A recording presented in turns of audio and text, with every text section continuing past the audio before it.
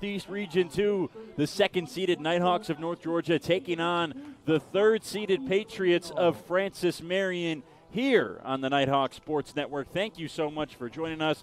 I am Brendan Shabath. Alongside me is my partner today, Robert DiClemente, and we are ready for another day of softball. The rain has parted, Robert. It's a gorgeous day today, and this is obviously a very big game for both of these teams. They each still have 0 losses on their record, so neither is going home after this game, but the winner moves on to the final in Southeast Region 2 tomorrow, and that's going to be a big one for both of these teams. Wayne Cavati of NCAA.com wrote an article yesterday looking at each region in this NCAA tournament. He picked the team to beat and the team to look out for. For North Georgia, it was pretty obvious as the team to beat the reigning national champions, the team to look out for in all of the Southeast region, not just Southeast Region 2, but including number 1, which has number 1 Wingate, number 4 Lenore-Ryan. He said the team to look out for, Francis Marion, a program record 46 wins this year, besting 42 from last year. They've got the Conference Carolinas Coach of the Year in Stacey Valley, and the pitcher for them today, Alyssa Poston, the Conference Carolinas Pitcher of the Year. This is a very good Francis Marion team, as Kristen Davis, the senior pitcher for North Georgia, gets us started with ball 1 to Madeline White. Absolutely. I think that this is a matchup that a lot of people were anticipating, 2 and 3 seeds in this Southeast Regional Tournament. North Georgia winning comfortably yesterday 4-0. Beautiful drop-down bunt, and Blair makes the play, throwing White out at first base. Not an easy play where White dropped the bat. It was right in front of the softball. And thought they might have said she was out of the box, but she is out, so that is out number 1, and Emily Kahns will bat next. Yeah, North Georgia, like I said, winning pretty comfortably yesterday, but so did Francis Marion. A run rule 8-0 win for them over Columbus State yesterday was the tale of their hot bats and then the stellar pitching in the circle from their superstar sophomore Poston. And she didn't have the statistical game that I think that we're used to, but still, I mean, she shut out Columbus State yesterday in a 5-inning run rule victory for them, gets the start again. This is going to be a great battle between one of the best pitchers in the Peach Belt Conference in Kristen Davis and the best pitcher in the Conference Carolinas in Poston. Yeah, and for Poston, not an easy thing to do. That's a Columbus State team with a lot of offense, one of the better offenses in the Peach Belt Conference this season. They were coming in with a ton of momentum, having won the Peach Belt tournament here in Dahlonega just a week ago. As this one's grounded to second, where Ward picks it up and throws out Emily Kahns at first base. Starting lineups today for both of these teams pretty standard. The only change for the Nighthawks from what their lineup has usually been, Mariah Wicker getting the start in left field in place of Sydney Blair today. Wicker was the starting right fielder all season long. We talked a little bit about her offensive struggles. Madison Simmons has taken over that spot. Simmons is still out in right field after her 2-run bomb and productive day yesterday. Time called right now before the first pitch to the big slugger for the Patriots, Taylor Watford. Not exactly sure what home plate umpire Steve Winter is communicating to Blair and Davis.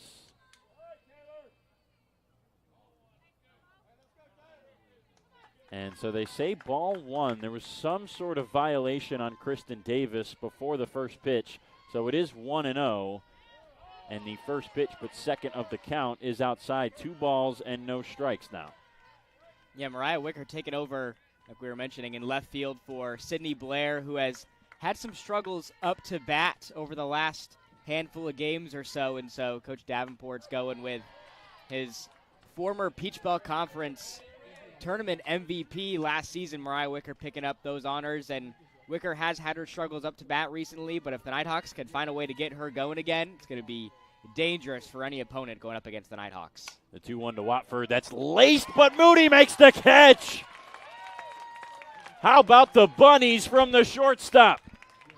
1-2-3 goes Francis Marion in the first. Nighthawks batting after the break here on the Nighthawk Sports Network.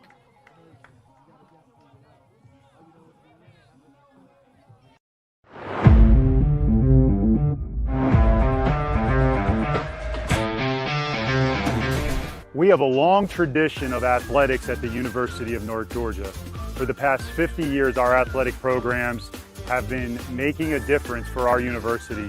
And today I'm really excited to talk about how we will take that to the next level.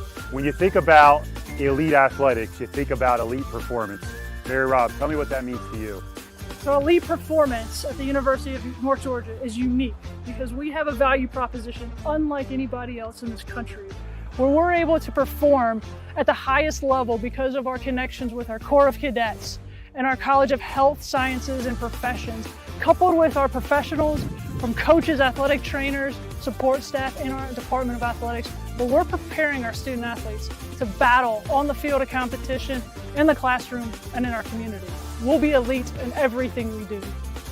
So today we are really excited to announce our strategic bet, where we are going to deliver elite performance, elite competition, and the most value-adding Division II athletic program in America. Go Nighthawks. One. First at bat for the Nighthawks here in game number 2 for them of the Southeast Regional Tournament. And they'll face Alyssa Poston, the sophomore for Francis Marion out of Hartsville, South Carolina. She throws ball 1 to Ward. Poston has been sensational all season long. Pitcher of the year in the Conference Carolinas. Just the 3rd year that Francis Marion has been in that conference. They were a long-time founding member of the Peach Belt and departed back in 2021, so 22 was their first year. Ward to the right side, diving stop there by Gale, throw to first, not in time. Peyton Gale with a clean pick, but Katie Ward hustled down the line, and it's a leadoff infield single. And that's typical of what we've seen from Katie Ward a lot this season. Leading off for the Nighthawks after Jolie Lester went down with her ACL injury, and typically on Ward's first at-bat, she finds a way to get on base. So now Mariah Wicker, the lefty for the Nighthawks, will bat. Wicker, a .316 average this year. Drops down the bunt. It's a good one. Picked up by the third baseman. Throw to first. Not in time again. Madeline White charged and threw, but Wicker, with all that speed, reaches on the bunt single. 2 on, nobody out for Georgia Blair. And that's exactly what you want to see. 2 perfect plays to start this game out for the Nighthawks on the batting side. You get Katie Ward reaching on base, and then Mariah Wicker, another perfectly placed bunt, something that we've seen from her a lot this season, and that's a great thing to see from her, getting her first start in quite some time, getting on base on her first at-bat. So some early trouble here for Poston. Strike 1 to Blair. Poston a 1.81 ERA this season.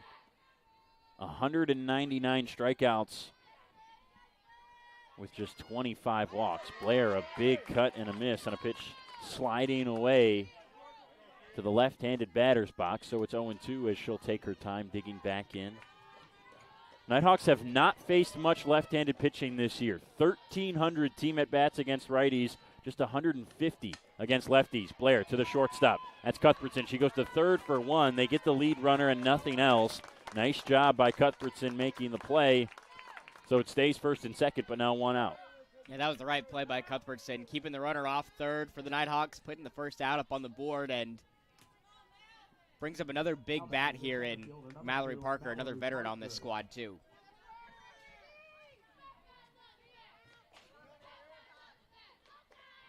Parker herself this season has 15 at-bats against lefties. She's got 5 hits in those. Takes a big hack for strike 1. So this is a very unique pitcher for the Nighthawks, the likes of which they have not seen much this year. And to make matters more difficult for them, Poston has a very unique delivery. The way she fires that ball in there off that left hip. We were speculating yesterday in the press box to our right, the game day operations press box, if you will. It almost looks like she's bouncing the ball like off her thigh as she delivers. It's a very unique arm angle that makes it tough to pick up for the hitters. Parker does a nice job picking it up there. It's 1 ball and 2 strikes. Yeah, I mean, she's just been sensational this year, picking up all these accolades. Was the MVP of the Conference Carolinas tournament last weekend. She's only a sophomore, too, so she's got quite the career ahead of her. The 1-2 swung on and floated to the left side. That will get out of play.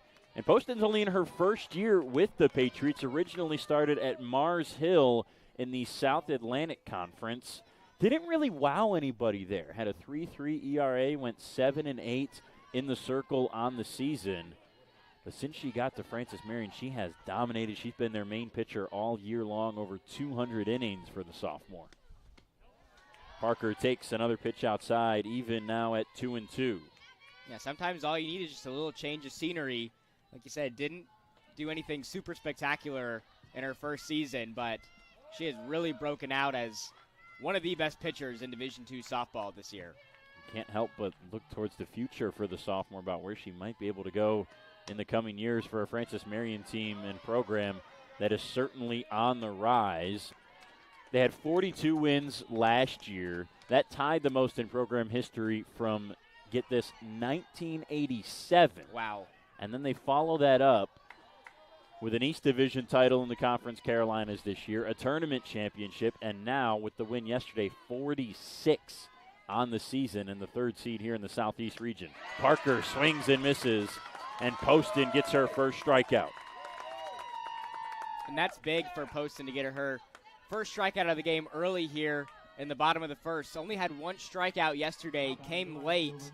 Was a big one, though, her 200th of the season, and her strikeout to walk ratio is extremely high, less than 30 walks on the season compared to her now over 200 strikeouts.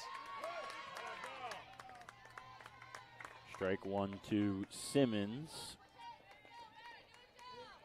The highlight of the offensive day yesterday, Madison Simmons, the senior right fielder. A 2-run home run in the third inning. She also scored a run the inning before. She puts this one down the right field line, slicing away from Katie Smith, but she'll make the catch just along the foul line. And Alyssa Poston strands two leadoff runners. We stay scoreless after one. We're underway in the Southeast Regional Day 2. Don't go anywhere. More softball coming up on the Nighthawk Sports Network.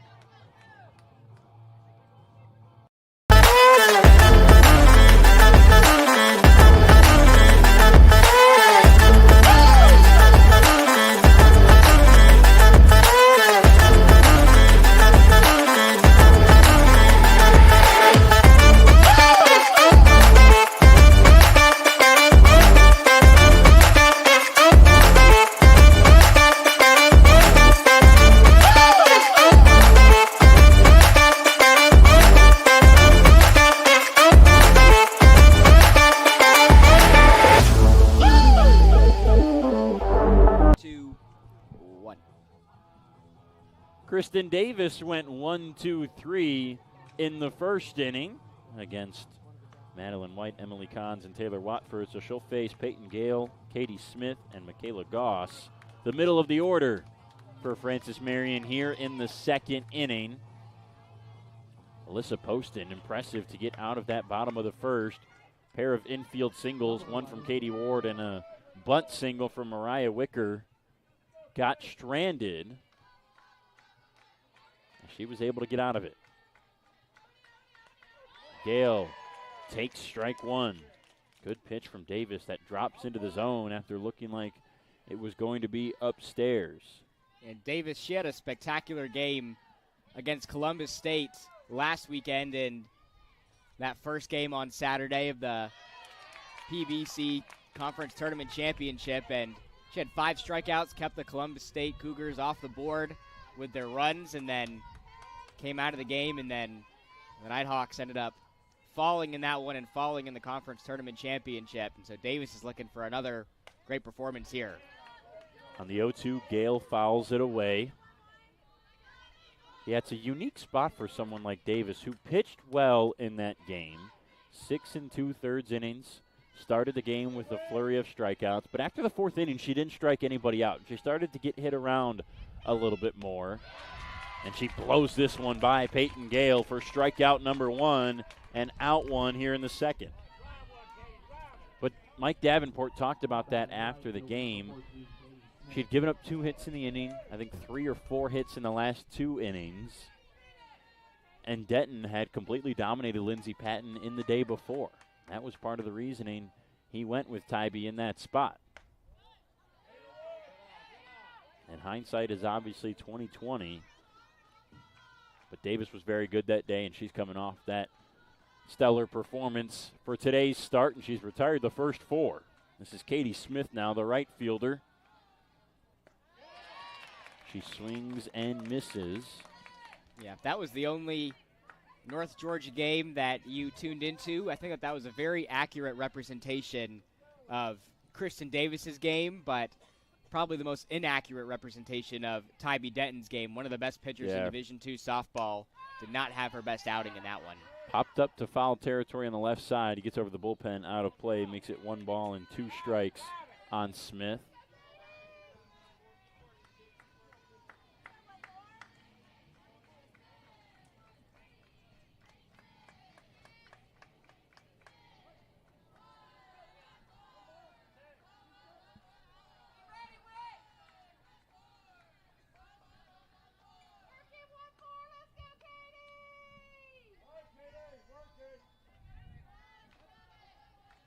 Smith, a senior from Greenwood, South Carolina, did not stay home there in the hometown of Lander University, a Peach Belt member.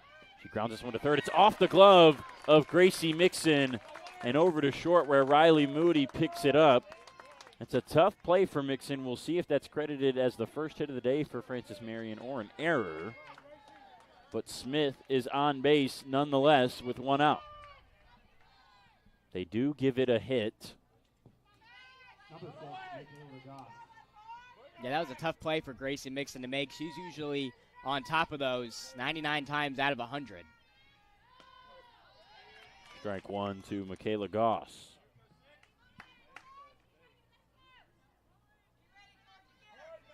Speaking of Lander, as we mentioned, Katie Smith, a native of Greenwood, South Carolina. Bearcats playing in the NCAA tournament for the first time in program history yesterday. They suffered a loss to Lenore Rhine. That was the 4 versus 5 matchup in Southeast Region 1. The 1-1 to Goss. In there for ball 2. Yeah, the Peach Belt Conference ultra competitive this year. 4 teams in the PBC making up half of that Southeast Regional tournament. Got 3 on display for you today. Columbus State and Flagler coming up next here in Dahlonega. That's an elimination game. The loser of that is done.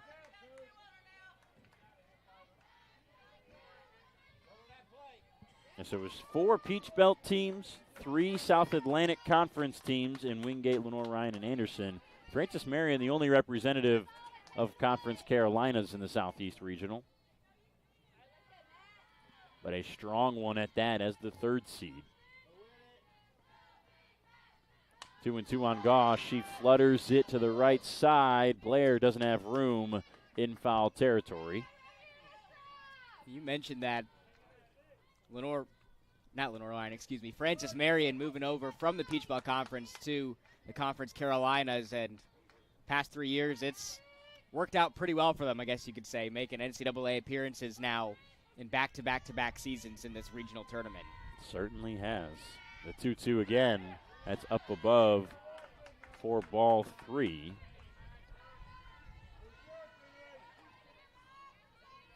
Francis Marion, located in Florence, South Carolina. Part of the reason they left the Peach Belt Conference as one of the founding members of the conference, that travel became difficult for them. A lot of student athletes out of class for a lot of the Georgia trips. Columbus State, Flagler down in Florida, here to North Georgia. Young Harris back when they were still in the Peach Belt. So being in Conference Carolinas has made everything a lot closer for them.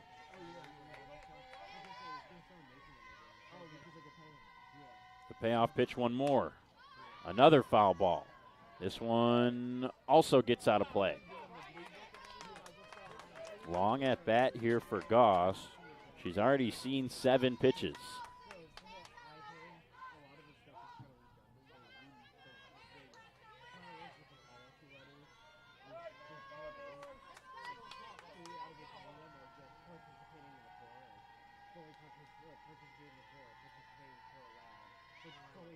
Swing and a miss.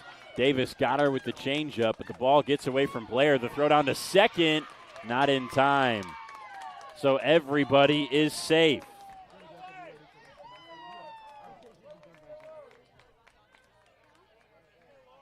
Check that. They say Goss is out on the play, unable to advance with the runner over at first, but Smith on the wild pitch is allowed to head down to second, where she is safe.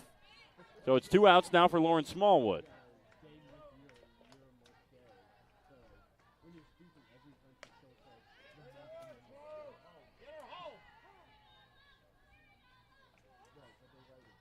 Time called as Blair and Davis have a short conversation in the circle with a runner in scoring position and 2 outs now. Talking about some of the other teams in the Southeast Regional this year. Robert, you had an update on that Wingate-Lenore-Rhine game. Wingate started with a 5-0 advantage. The Bears of LR have since scored 8 unanswered against the top-seeded team in the region. Yeah, scored 7 runs in that bottom of the 3rd inning, and then another run here in the bottom of the 4th. That game in the bottom of the 6th right now, score still 8-5. So Wingate at risk of losing their first game in the tournament after an 8-0 win over Anderson yesterday. Wingate, the 1 seed, North Georgia, the 2 seed. They both won here in the Southeast Regional yesterday. That trend maintained throughout the entire country except for the number 1 team in the nation, West Texas A&M, a team we discussed yesterday out of the Lone Star Conference in the South Central region. They lost to 8th-seeded Regis in their first game, so West Texas is a loss away from being eliminated early in this NCAA tournament. 2-1, nasty pitch from Denton. Goads a swing and miss from Smallwood. Yeah, we were just talking about how dominant West Texas A&M has been this season. Last season as well, they were one of the best teams in the nation, and now they're on the brink of not getting an invitation to Orlando.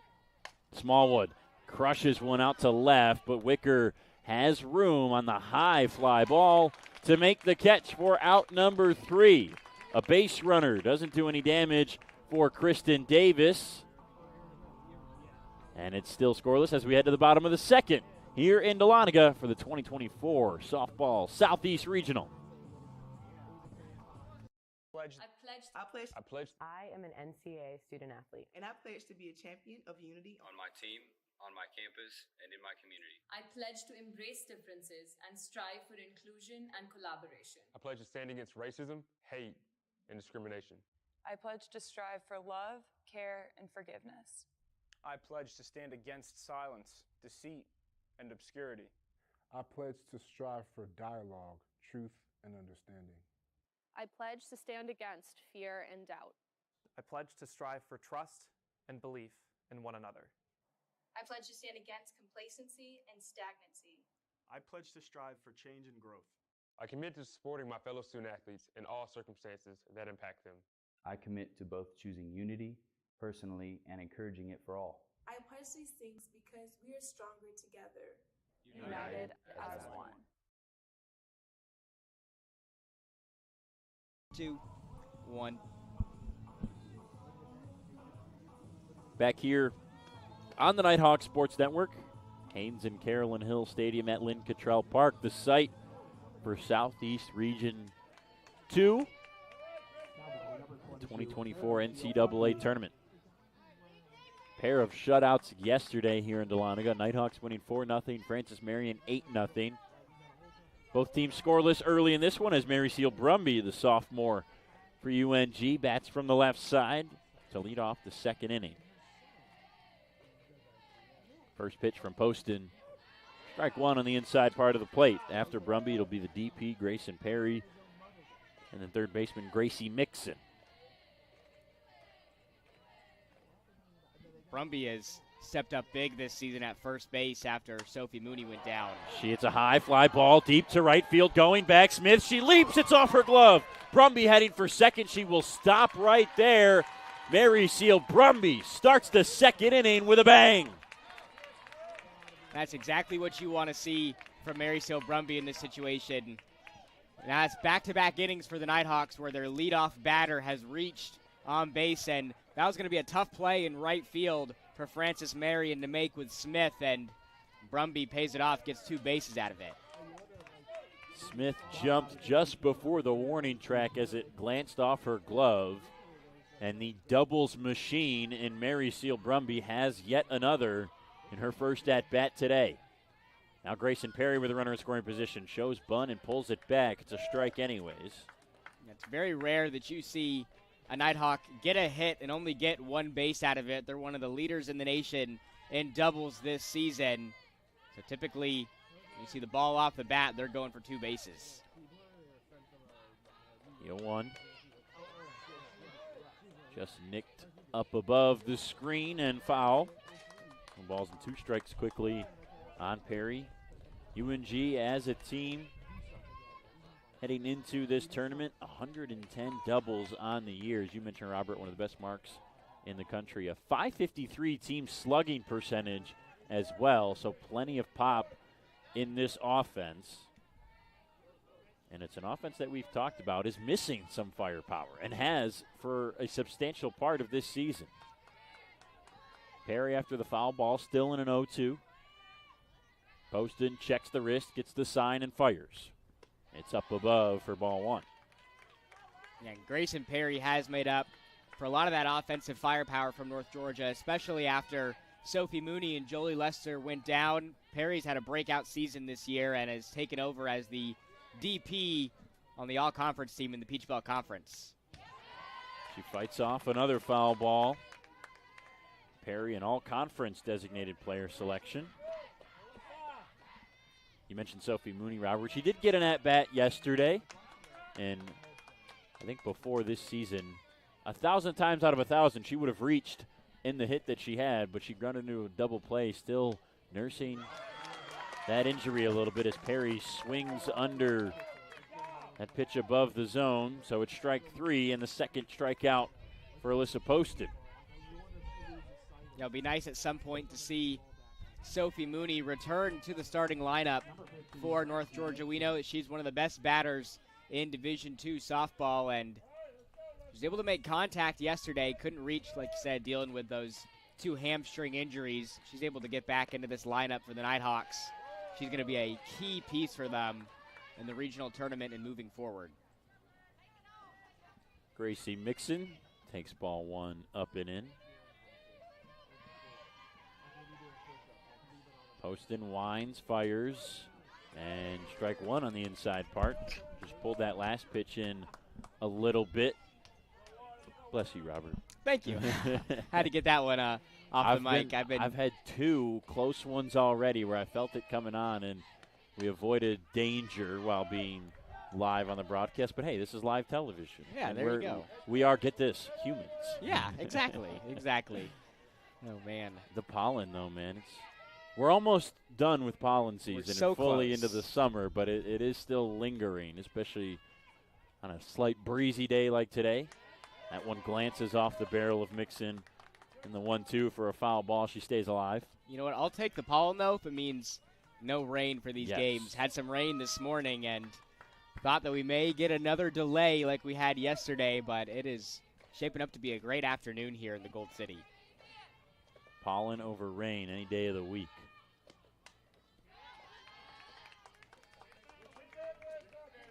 The only positive we had of the rain yesterday was that it started in the wee hours of the morning, so you got to go to sleep in a thunderstorm, which was nice. I'm a huge fan of that. Slept like a baby before yesterday's Southeast Regional.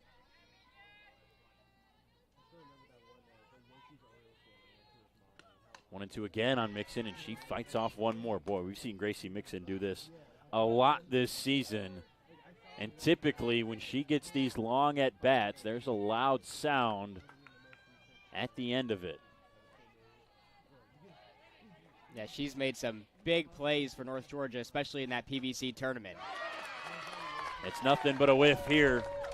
Alyssa Poston back-to-back Ks against Perry and Mixon. Now 2 down for Riley Moody. And it looks like we're going to get a routine game here from Poston. Like we said yesterday, didn't have a statistical fantastic game, just 1 strikeout and 3 balls yesterday, but she still held Columbus State scoreless in that one, and she already has a handful of strikeouts. Moody over the second baseman Gale's head. Brumby rounding third. She comes home. She slides safely, and the Nighthawks are on the board first.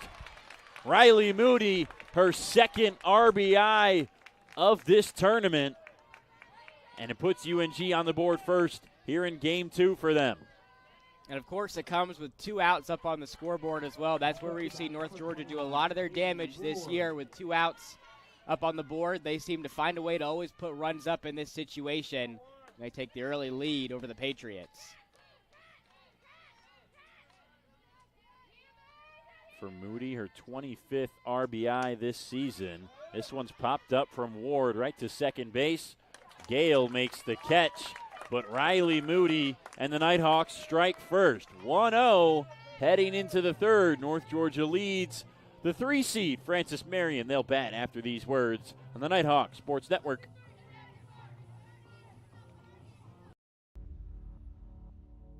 To them, the whole world looks like an opportunity, one to be seized,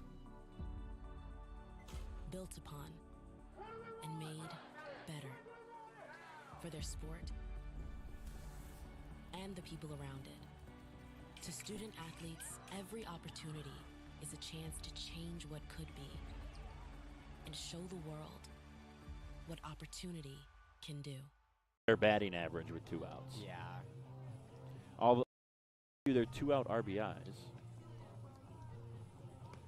Back here on the Nighthawk Sports Network, top of 3, talking during the break about North Georgia's success with 2 outs this season. You may have heard it, a little behind-the-scenes action here in the Southeast Regional. North Georgia as a team entered the tournament hitting .342 in total. They hit .360 with 2 outs. They had 366 regular season RBIs. 170 of them came with 2 outs. That's a pretty stark number when you've only got 1 out left in the inning. Nighthawks have been very successful in those situations, and that's how they get on the board first here today. Yeah, carrying a lot of that momentum over from the national championship against Grand Valley State, where they had 2 outs up on the board. They seemed to do most of their damage when that was the case, and we've seen a handful of times this year where they've been down to their final out in an inning, and they seem to put on, multiple runs in that instance. So this is the designated player, Anderson Thrower. Something just doesn't sit right about being named Thrower, and your only job is to hit. Yeah, Devin and I talked about that yesterday on the broadcast for the Columbus State matchup, and it's, very fitting last name for a softball player, but like you said, it's an oxymoron. Yeah, when she's the designated hitter, At least she plays softball. But I would like to see that arm. It's almost as good as Golden Thrower for Georgia College. Yes, Golden Thrower, a relief pitcher for the Bobcats of Georgia College. That one is perfect. This one's grounded to short. Moody, the offensive hero so far, makes the out. And if North Georgia was able to come away with the Peach Ball Conference Tournament Championship last weekend, there was a real argument that Riley Moody would have won the MVP of that tournament championship. Yeah, Moody had a huge day in Game 1 against the Cougars of Columbus State. She went 3 for 3, a single, a double, and a home run, and scored 3 times as well. Only got 2 at-bats yesterday, but she did make the most of her first one, as she's done so far today. An RBI single yesterday, an RBI double today. So now Michaela Cuthbertson, who had the big fly in yesterday's game, the only home run for Francis Marion. Hers was a 3-run blast early in that game that kind of broke open the scoreboard.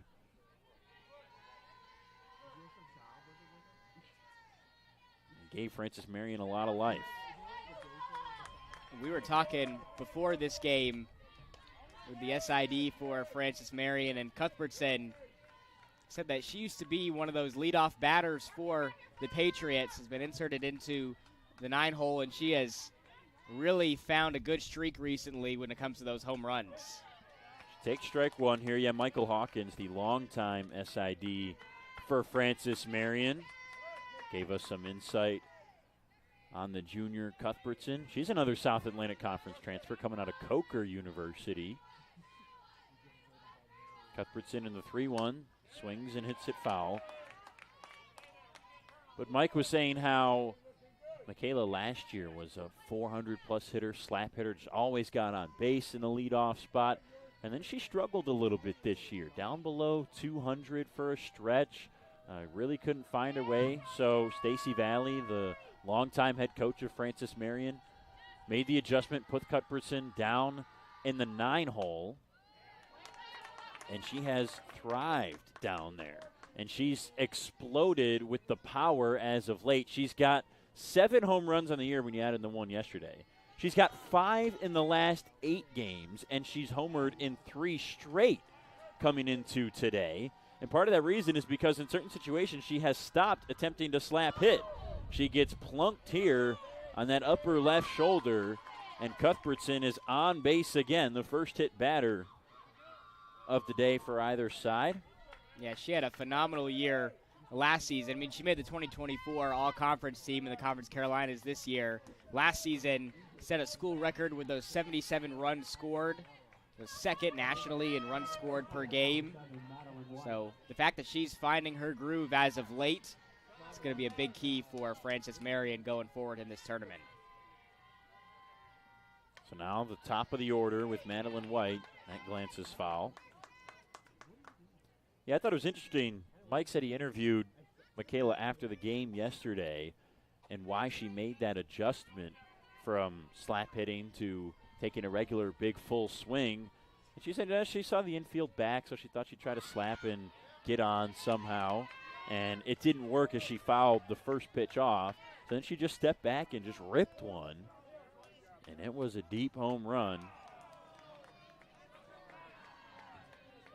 Give Francis Marion some life. Check swing from Madeline White. They say she did not go.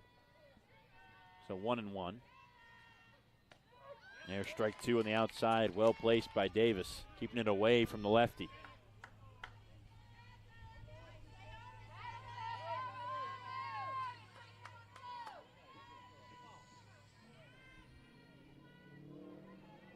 One ball, 2 strikes.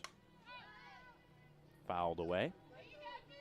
And White's one of those players that always seems to find a way to get on base no matter what, whether that's getting a hit or drawing a walk. He's reached base safely, 48 in the 56 games coming into this weekend for Francis Marion. .437 on base percentage for White this year. Good eye there on a pitch for a long time that looked like it was going to be in the zone, but just darts out of it underneath at the last second. 2-2 now. White ready. Pulls the bat back as Davis gets into her motion. Right back to Davis, the liner for 1. The throw back to first for 2. Nighthawks stifling Francis Marion's momentum.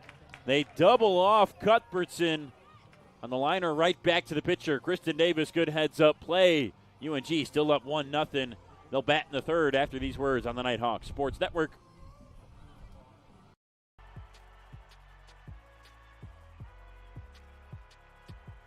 Number 32, Kyle Hornsby. Inside the 30. Touchdown. Michaela burns it. An incredible finish by Hall. The NCAA and its member schools offer nearly 500,000 college athletes a path to go pro in something other than sports. Learn more at ncaa.org. 2-1. Mariah Wicker, after her bunt single, is going to lead off the third inning for the Nighthawks, followed by Georgia Blair and Mallory Parker. A lot of speed in Michaela Cuthbertson on base there in that situation before the break for Francis Marion, and that is a big swing early in this game. You get a speedy runner on, you get the top of the order up, And Madeline White lines into the double play as Kristen Davis and the Nighthawks get out of it. That's a big spot early in this game, Robert. Absolutely, and this North Georgia fielding has been solid all season long, but they haven't converted on a ton of double plays this season. That one a big one, like you said, to get the leadoff batter out and keep the Patriots off the scoreboard through the first 3 innings. And just naturally with the short bases, it's so tough to turn 2 for any teams. Nighthawks have not done it a lot this year on the tailor-made ground balls. As Wicker lays down another bunt, but pops it up foul back to the screen. We do have a final score update. Lenore Ryan taking down Wingate 9-5 in that one. The Bears have just gotten the better of the Bulldogs this season. We talked about it during the Peach Belt tournament over there in the SAC. Lenore Ryan, tournament champions, taking down Wingate twice in that opening weekend in the second day of the SAC tournament. A couple close wins. Now they get the best of them again in the NCAA tournament. Wingate now a loss for being eliminated. Yeah, and that's big with them being the number 1 seed in this tournament. North Georgia, even if they won out, they still needed Wingate to lose their half of the bracket. And so if North Georgia's able to come away with the win here, they'll be in good shape. Now 3-1 on Wicker, and that also means that Wingate plays again today. They're going to play in what I believe up there in North Carolina, if the schedule is the same as ours, in the 5 o'clock game with a chance to get back to the regional final tomorrow, but they'll have to win.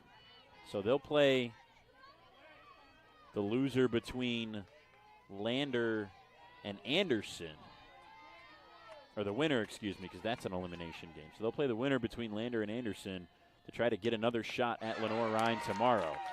Wicker ahead 3-1, but Poston throws back-to-back strikes and gets her to swing and miss on the final one. Strikeout number 4 for Alyssa Poston already. One down in the third.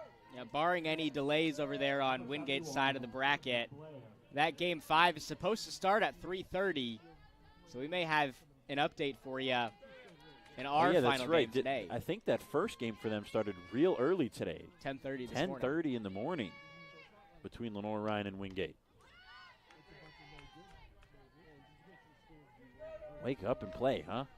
Yeah, early call to the field there.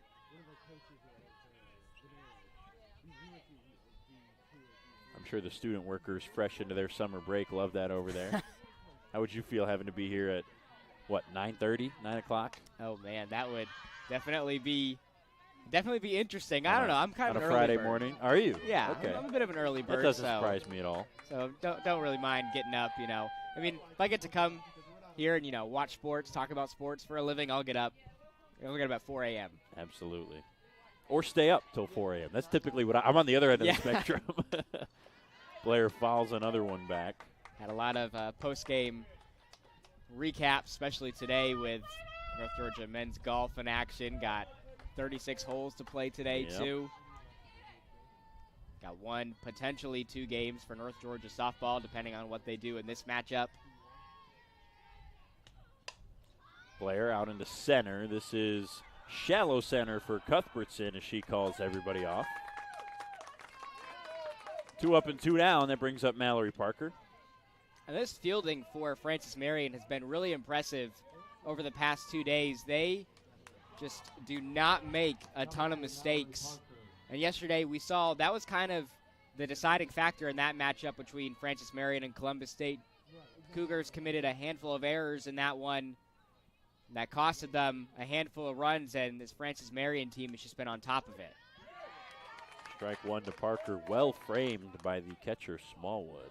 You talk about the fielding for Francis Marion. This is their first real amount of significant time playing on turf, and they weren't sure how that was going to factor in to their defense as Parker ropes one out into right field for another 2-out knock for the Nighthawks. But they played well defensively yesterday. Didn't really have any major issues. It's just a truer playing surface on turf, which on paper should make the defensive jobs a little bit easier. The turf can make the ball a little bit faster, a little bit more slick, especially with the rain we had yesterday.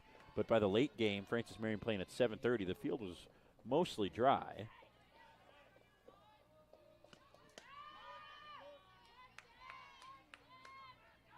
The team that had trouble fielding yesterday was Columbus State in that game between the Cougars and Patriots. That's something that they have struggled with all season long, and it's been their bats that have kept them in a lot of games, not necessarily their fielding this season. Columbus State has some of the best bats in Division II softball. Unfortunately, though, they had a couple of errors not go their way, and Francis Marion took advantage of that, scoring in every single inning yesterday. The 1-1 to Simmons, and that's off her elbow. First hit batter for Poston. So 2 on with 2 outs.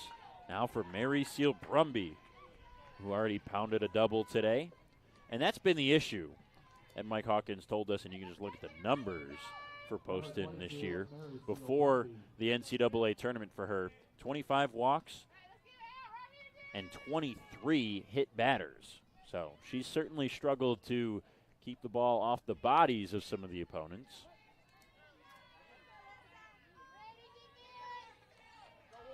And we'll see how big that is to get it to a powerful bat in Brumby. She swings at the first pitch, and it's popped up right to third, where Madeline White makes the grab. Poston frustrated with herself, but she does get out of the inning without any trouble. It's still just 1-0 North Georgia. We're on to the 4th here from Dahlonega in the 2024 Southeast Regional.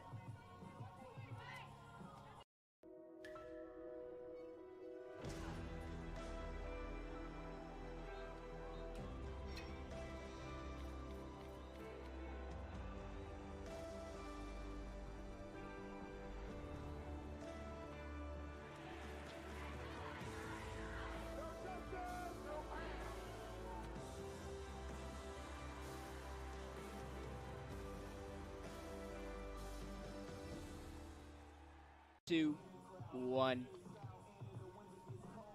So still just a 1-0 lead for North Georgia.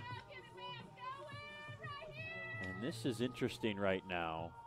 Sophie Mooney is in on defense for the Nighthawks. So a live update for you here on the Nighthawks Sports Network. The All-American by the NFCA from last year and the national championship MVP, Sophie Mooney, is in on defense for North Georgia over at first base. She takes the place of Mary Seal Brumby, who popped out on the first pitch to end the 3rd inning with 2 runners on. Yeah, and that's a great sight to see if you're a Nighthawk fan or your coach Davenport, seeing Sophie Mooney getting some action over there at first base. We saw her pinch hit yesterday, only had 1 at-bat, and she really hasn't seen some consistent playing time since playing Columbus State during the regular season about a month and a half ago. First pitch, Moody throws over to Mooney, who makes the catch, and Cons is out on, the second pitch. 6-3 the putout, and on the first fielding play, Sophie Mooney looked decent over there at first, so keep an eye on her. With Brumby being the last out of the 3rd, Mooney will likely get 1, maybe 2 at-bats, depending on how this game goes. We've got the all-important 4th inning coming up after this half inning where the Nighthawks will bat. The 4th inning has been a major offensive spot for them this season. They've scored most of their runs in the 3rd and 4th innings this year.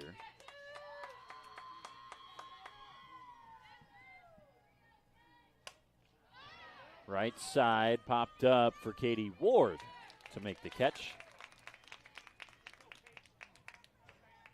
Nighthawks entered this postseason 89 runs in the 3rd inning, 88 in the 4th out of their 409 total runs. Yeah, that's where we've seen them do most of the damage this season, especially in that Peach Belt Conference tournament. Got off to some slow starts, but then once it got to those middle innings, that's when the bats really started to come alive for North Georgia.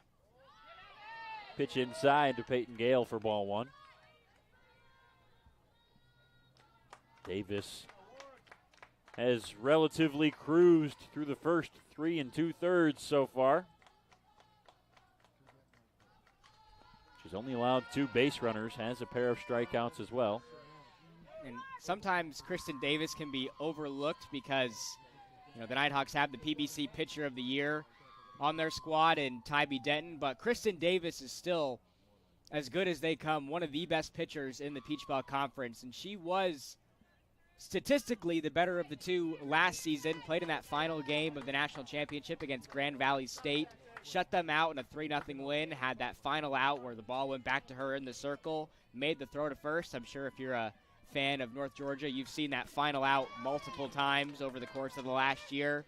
She is one of the best pitchers in Division II softball. And she fires in ball 3, so 3 balls and no strikes to Gale.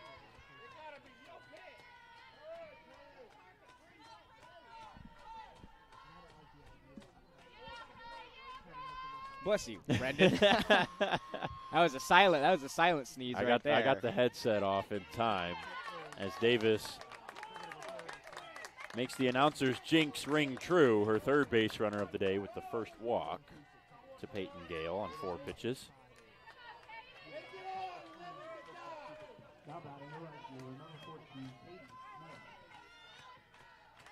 So now it's Katie Smith, the only Patriot so far to get hit in this game. She had that infield single to third that was off the glove of Gracie Mixon in the second inning. Promptly stranded. So that's 5 straight outside the zone for Kristen Davis, and typically that number, 5 straight, means a meeting in the circle. Yeah, this is a big spot here for FMU as well. It is very rare that they are shut out in a game. It's only happened twice this entire season, so it's only a matter of time before they start to put a run up on the board, and Nighthawks don't want it to happen here, as Coach Medina has a quick meeting here with Davis and Blair.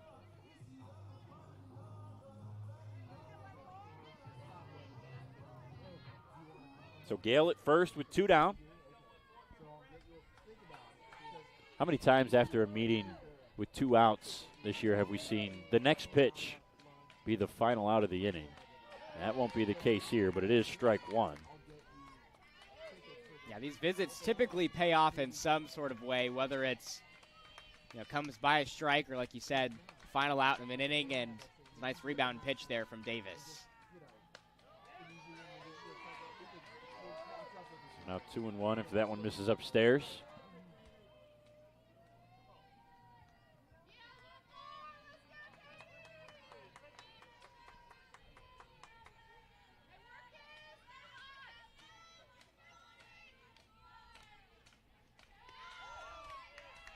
Just a bit low,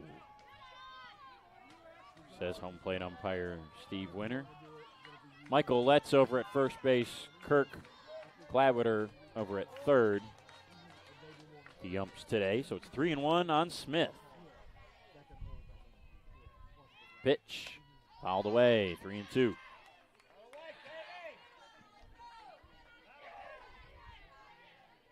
I think Grayson Perry made a nice play in the dugout as that ball went off the screen into the North Georgia dugout.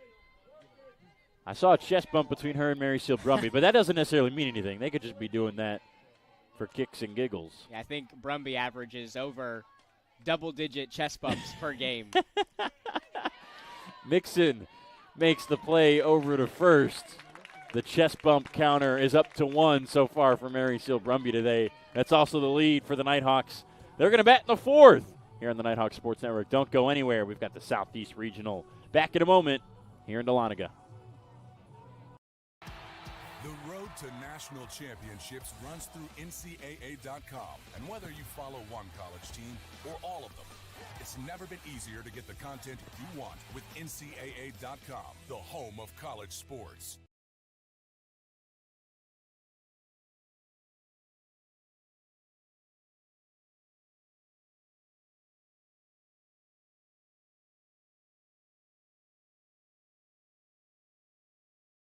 Got 3 seconds.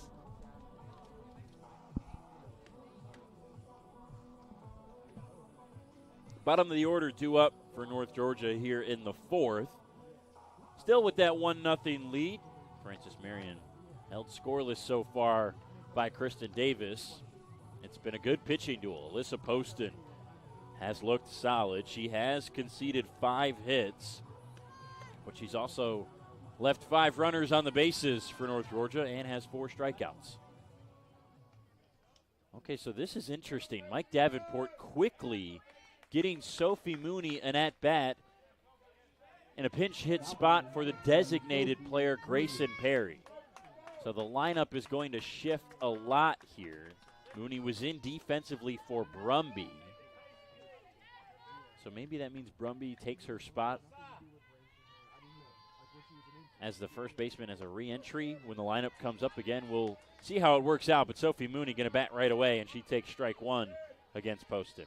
She's one of those do-it-all players for Coach Davenport, whether she's in the circle at first or up to bat. She dominates in pretty much every facet of the game, and we saw a couple weeks ago had that home run against Georgia College after only seeing a couple pitches. And we won't get to see a swing from Mooney. She wears that one. Second hit batter, and Stacy Valley has some contentions with that. Nonetheless, Mooney on over at first. I don't think we've had a chance to mention this yet, but battle of the coaches of the year in their respective conferences. Yep. Coach Davenport, co-coach of the year, and Stacy Valley, coach of the year in Conference Carolinas as well. Got a lot of veteran coaches on display today. Mixon drops down a fouled bunt. We'll get a chance to see Sophie Mooney around the bases here. She's got so much speed for the Nighthawks. Their base stealer pretty much all season long, despite only playing in 37 games. 22 for 22 on stolen bases. And another bunt. This one stays fair. Mixon is out at first base. Boy, she dropped that 2 inches inside the first base line. Just perfect to advance Mooney over into scoring position at second. It'll be interesting to see the speed here of Sophie Mooney. We saw yesterday she did have an at-bat, was able to make contact and keep the ball in play, but just couldn't outrun the throw to first due to those hamstring injuries. Like you said, though, that's typically a play that Sophie Mooney makes 10 times out of 10 with her speed. So now Riley Moody, another RBI opportunity.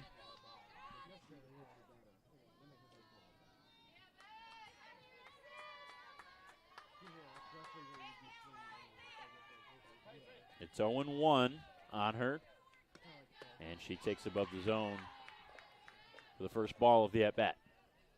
It only took 1 pitch last at-bat for Moody to place her double out into right. It's probably officially scored as a single and advancing on the throw home. She puts another ball out into right field. Mooney getting ready to tag at second. She will, as the catch is made by Smith and right. Moody slides in safely head first over at third base.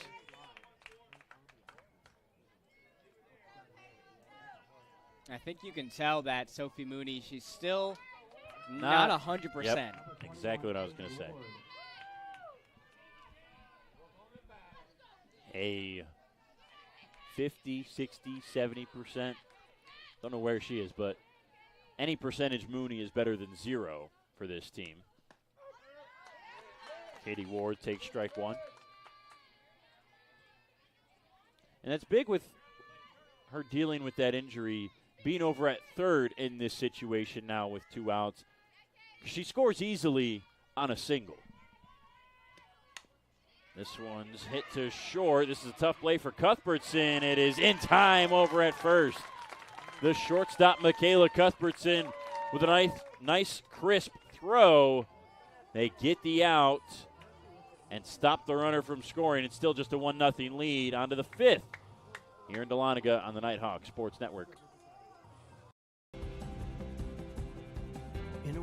driven by innovation and ambition. It's not just about following the path. It's about creating your unique journey. At Francis Marion, you'll acquire the knowledge and skills you need to create the future you want. And you'll do it all surrounded by a community that's strongly committed to your success and your future. Francis Marion University, South Carolina's premier educational choice. 2, 1. Still 1-0 Nighthawks. Into the 5th inning we go. They scored their lone run in the 2nd. Haven't had anything since. They've had a couple base runners. Mallory Parker had a single in the 3rd. She got into scoring position at 2nd base before being left out there. And last inning, of course, Sophie Mooney left on base at 3rd before the inning ended. Meanwhile, Francis Marion, they've struggled to put anything together.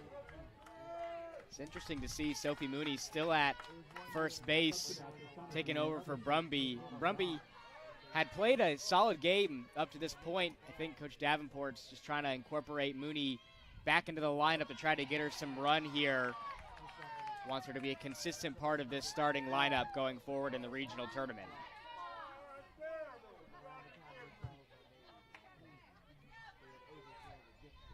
Yeah, I think that's exactly what he's trying to do, is get her some game reps before, as he hopes and his team hopes, they move on from this regional and hopefully to Orlando for the national championships. The 1-1 floated to short, and an easy play for Riley Moody off the bat of Michaela Goss. It's a festival year this year for Division II, so all the spring sports heading to the same location. It's not all technically Orlando, but it's all the Orlando area for their national championships this year. And North Georgia is eyeing 3 teams right now, looking at hotels in Florida at the moment. Women's tennis team, number 3 in the nation, the top seed in the Southeast Regional. They're going to play tomorrow against the winner of today's match, which is just now starting over at the UNG Tennis Complex up there at Yahula Creek Park. That's between 4th-seeded Columbus State and 5th-seeded Erskine. And the 3rd team that North Georgia looking at to make a run to a national championship would be the men's golf team. Top spot in the country. Got rained out yesterday, so as you mentioned earlier, Robert, 36 holes today, 18 tomorrow in the South/Southeast Regional. 16 top 25 teams are in Gainesville. That one going on over there in Gainesville. Yeah, North Georgia men's golf ranked number 1 in the nation for, what is it, over 30 weeks at this point. I believe up to 33 now, with the final poll coming out this week. This one's hit out into left, going back, Wicker, ranging to the foul line. She makes the catch. A good swing from Smallwood, but it's out number 2. And these are the kinds of plays that you like to see, you know, some Nighthawks who are being incorporated back into the lineup make. Mariah Wicker making some plays out in left field as that a couple balls go her way. She's been able to make the play, and Sophie Mooney inserted back into first base, getting some run here. It's nice to see that these 2 players are starting to find their form again. 2 players that dominated last season and to begin the year dominated as well. Anderson thrower takes strike 1. So the men's golf South-Southeast Regional is going on at Chattahoochee Golf Club over there in Gainesville. Forgot the name for a moment. Chattahoochee Golf Club has seen NCAA tournament golf each of the last 3 years. A fantastic course over there in Gainesville.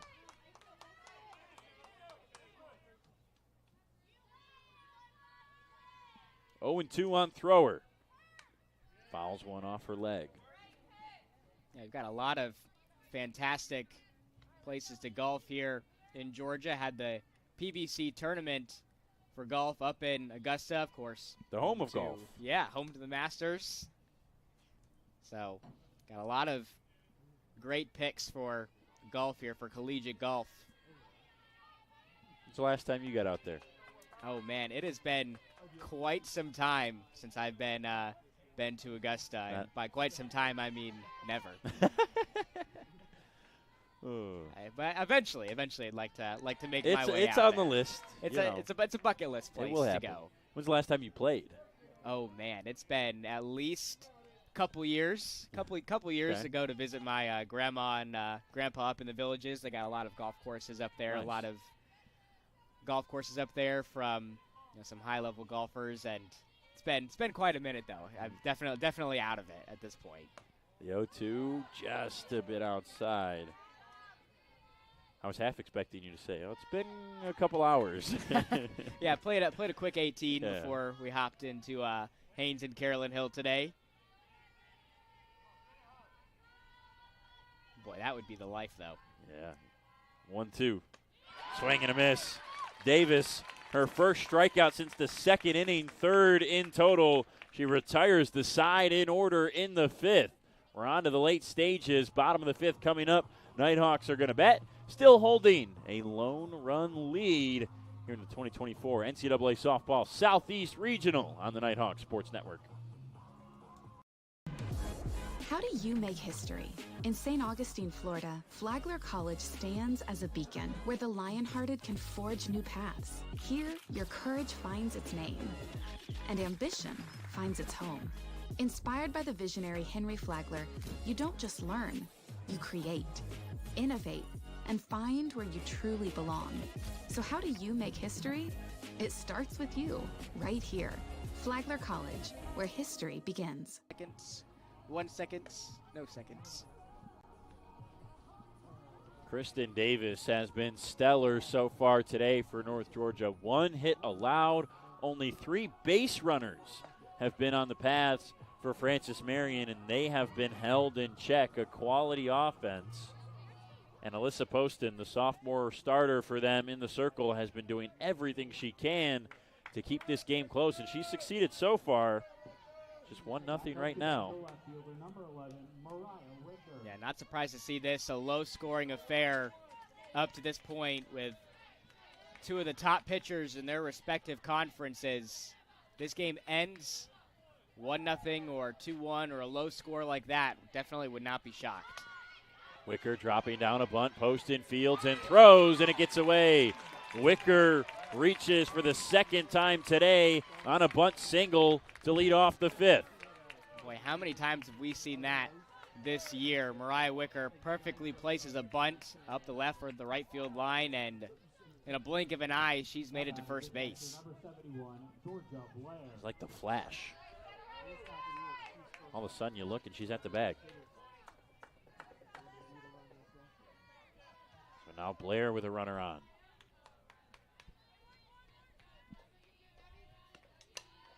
Pops it up, right side, ranging over is Watford. She has room right by the dugout.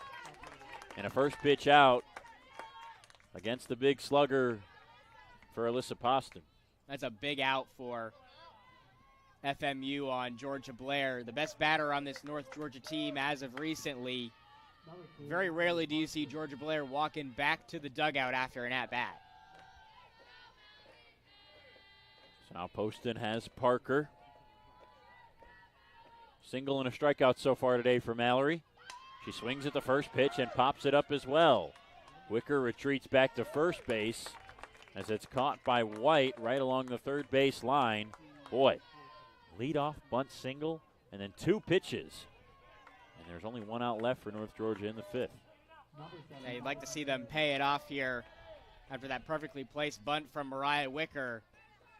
But with 2 outs up on the board, this is where North Georgia has thrived. Wicker going on the pitch. The throw down to second is a good one. No! Looked like third base umpire Kurt Clavitter was ready to ring up Wicker.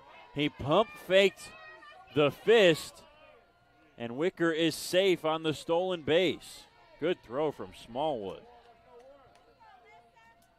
Yeah, that was a great heads-up play, but that now puts the speedster in scoring position. Simmons out to left. This is trouble going back. Collins makes the catch right in front of the foul pole. Good jump for the left fielder, Cons. And Poston strands another runner in scoring position. 6 outs left for Francis Marion to get on the board. They only need a run to tie, 2 to take the lead. They'll bat in the 6th after this on the Nighthawk Sports Network.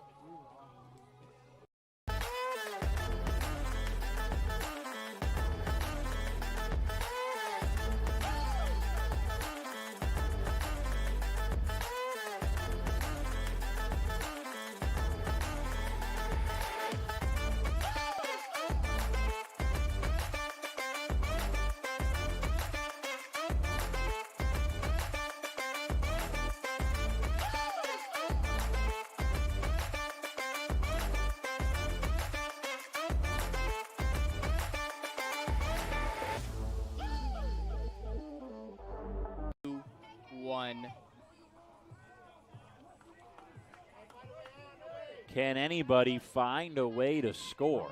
A lone run in the 2nd inning for the Nighthawks is the difference in this game so far. Francis Marion only has 1 hit.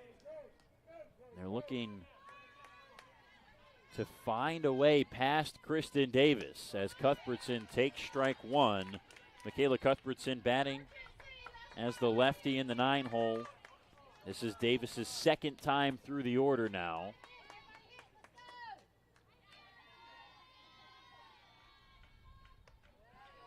And it's a simple fact that once you get to the 3rd time, the batting average numbers just go up. Luckily for her, she'll only have to finish the 6th and then the 7th against the top of the order for the 3rd time today. Now 1-1 on Cuthbertson. Swing and a miss. Blew it by her for strike 2. There's just been a lot of routine plays made by the fielding for both of these squads. The fact that we're in the top of the 6th inning and this is only Cuthbertson's 2nd at-bat of the game just goes to show you how many routine plays are being made by these two squads. 1-2. Swing and a miss. Strike 3, but it gets away from Blair all the way to 3rd base, but Cuthbertson fell. Mixon's throw in time. Chaos for the K. Wow, and I think Cuthbertson's trying to argue that the ball hit her foot, and Coach Valley, I think, is going to argue the same thing with the home plate ump. It looked to me live like Cuthbertson swung and missed. The ball bounced off of her, but she completely whipped. It wasn't a foul ball. So then it's a drop 3rd strike and a live ball as she can run to 1st. And she tripped while doing so. I didn't see if she tripped on the bat, maybe when she dropped it or something. I didn't think so. But nonetheless, it is out number 1 in a chaotic strikeout. That's back-to-back Ks now from the end of the 5th to the start of the 6th here for Davis. She's got 4 in total. And with the speed that Cuthbertson has, she could have easily have made it to 1st on that play if she hadn't tripped. She fell, and it was still close. Yeah, she almost still made it, and just a tough break here for FMU. Puts the 1st out up on the board. Remember, Cuthbertson last time reached on a hit by pitch in the 3rd and was out on the line-out double play that ended the inning. From this batter, Madeline White, that is a fair ball all the way to the corner and right. Madison Simmons picks it up. White heading for 3. The throw comes into 2nd base, and Madeline White has a 1-out triple. And that's exactly what Francis Marion needed after that tough break on that last at-bat from Cuthbertson. Quickly puts a runner in scoring position for the Patriots here, trying to tie this game back up. And Mike Davenport arguing with Steve Winter that was a foul ball. Sophie Mooney said the same. The call will stand, and White will stand over at 3rd base with Emily Cons at the dish. Yeah, a couple of tough calls having to be made by this home plate ump here at the Hill. Back-to-back plays where both head coaches trying to plead their case.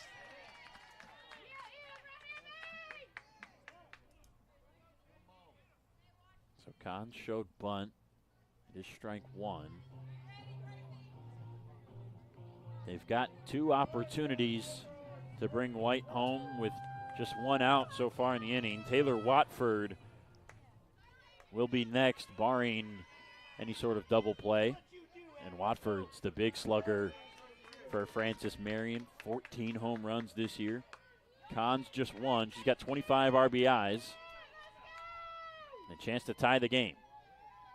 The 0-1 drops down another bunt, but this one goes foul, and she'll have no more opportunities to bunt foul.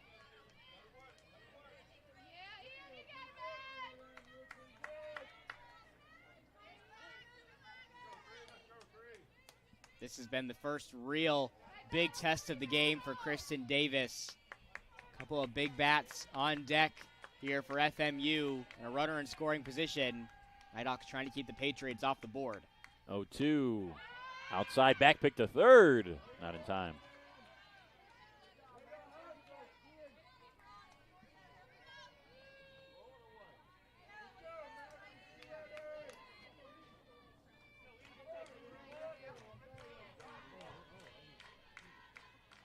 Davis ready. Sets and fires. Fouled again. Cons battling here.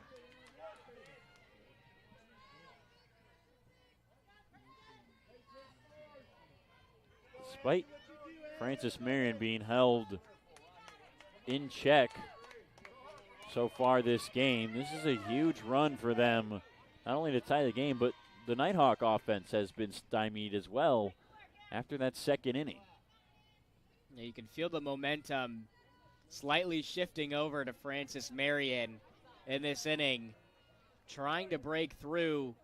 Had a great offensive performance yesterday, scored in every single inning, but it's been donuts up on the scoreboard so far today. Stop. This is game 1 of 3, and you're making me hungry already. Got a long day ahead of us here at the Hill. The 1-2. Swung on and fouled again.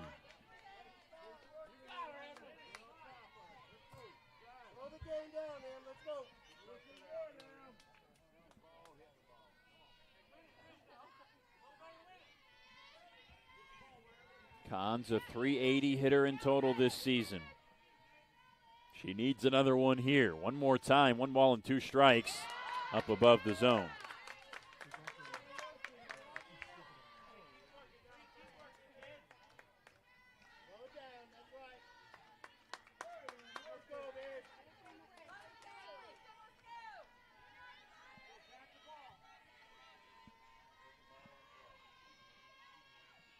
The 2-2 fouled away again by Cons. This has been a great at-bat for Cons here, battling with Davis. She's not going to go down without a fight here.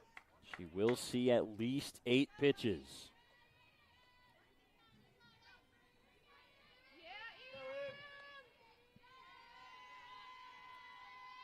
Once again, this one's to first. Mooney picks it up, throws home. It gets over Blair. Now the throw down to second, and Moody picks it up now. Going for third is Cons. The throw to third is in time. I thought Mooney originally stepped on the bag at first originally, but she didn't, so Cons was safe. So the throw home sails over Georgia Blair's head and scores Madeline White. Then Emily Cons aggressive, and too much so. She's out at third on a couple throws. Wow, what a wild sequence of events there. Bases are cleared, but this game is tied. This one's to short, and the inning will quickly be over. Riley Moody makes the play, but Francis Marion is on the board. Game's tied at 1 as we head to the bottom of the 6th here from the Southeast Regional. Don't go anywhere. We've got a great one for you. Finishing it up in a moment on the Nighthawk Sports Network. I am an NCAA student athlete. And I pledge to be a champion of unity on my team, on my campus, and in my community. I pledge to embrace differences and strive for inclusion and collaboration. I pledge to stand against racism, hate, and discrimination. I pledge to strive for love, care, and forgiveness. I pledge to stand against silence, deceit, and obscurity. I pledge to strive for dialogue, truth, and understanding. I pledge to stand against fear and doubt. I pledge to strive for trust and belief in one another. I pledge to stand against complacency and stagnancy. I pledge to strive for change and growth. I commit to supporting my fellow student athletes in all circumstances that impact them. I commit to both choosing unity personally and encouraging it for all. I pledge these things because we are stronger together. United as one. One. Sixth inning, and now a tie ball game, 1-1. A triple with one out for Madeline White leads to an Emily Kahn's fielder's choice. It's officially scored as a fielder's choice RBI, and she's out on the play. The put out 3-2-6-5 before Watford grounded out to end the inning. So it's 1-all here in the sixth as Mary Seal Brumby bats again and takes strike one. It's only a matter of time before Francis Marion got on the board. This is not a team that gets shut out, and we've got a great first game to open up day two. Brumby out into center and playable for Goss. Just a few steps in and out number one.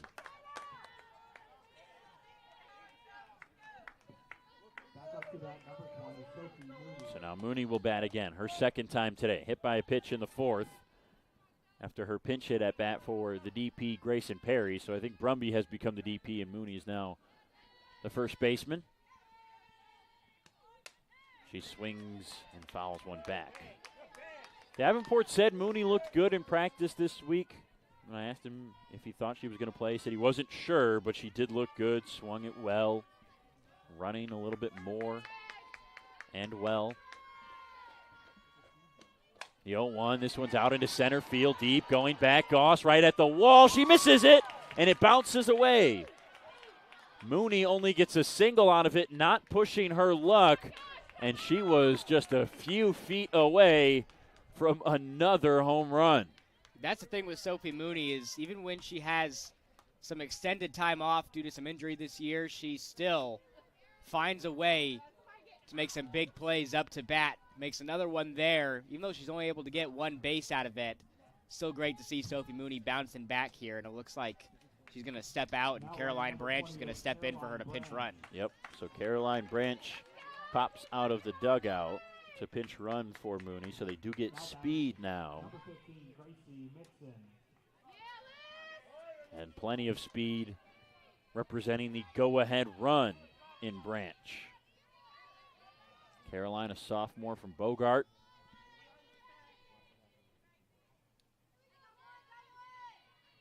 First pitch to Mixon, taken above the zone. I doubt Davenport sacrifices an out to move Branch into scoring position here, but it will be interesting to see, does he send her to try to steal and get her into scoring position with just one out? The 1-0.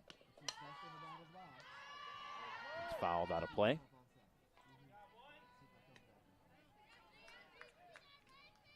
Well, you know, whatever Coach Davenport's going to draw up here, it's Gracie Mixon's going to make the right play here. She's been, like we said, time and time again, one of the most consistent players on this North Georgia squad.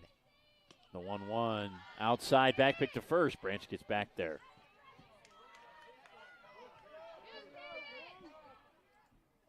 Smallwood's been impressive today with her arm. Very close play at second base earlier when Wicker stole that back pick, a good one as well.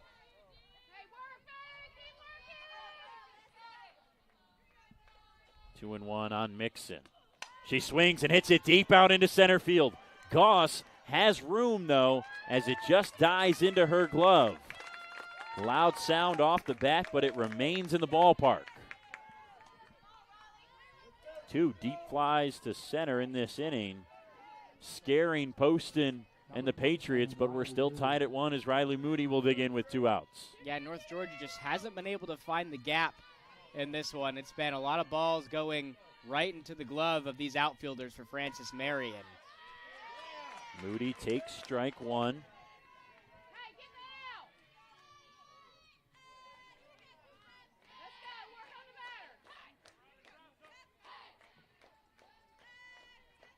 Singled in the second, flew out in the fourth. She grounds it back to the pitcher here. Tough play for Poston, and she has no chance to make it as Moody slides in safely at first. Not even a throw. 2 on and 2 out for the top of the order in Katie Ward.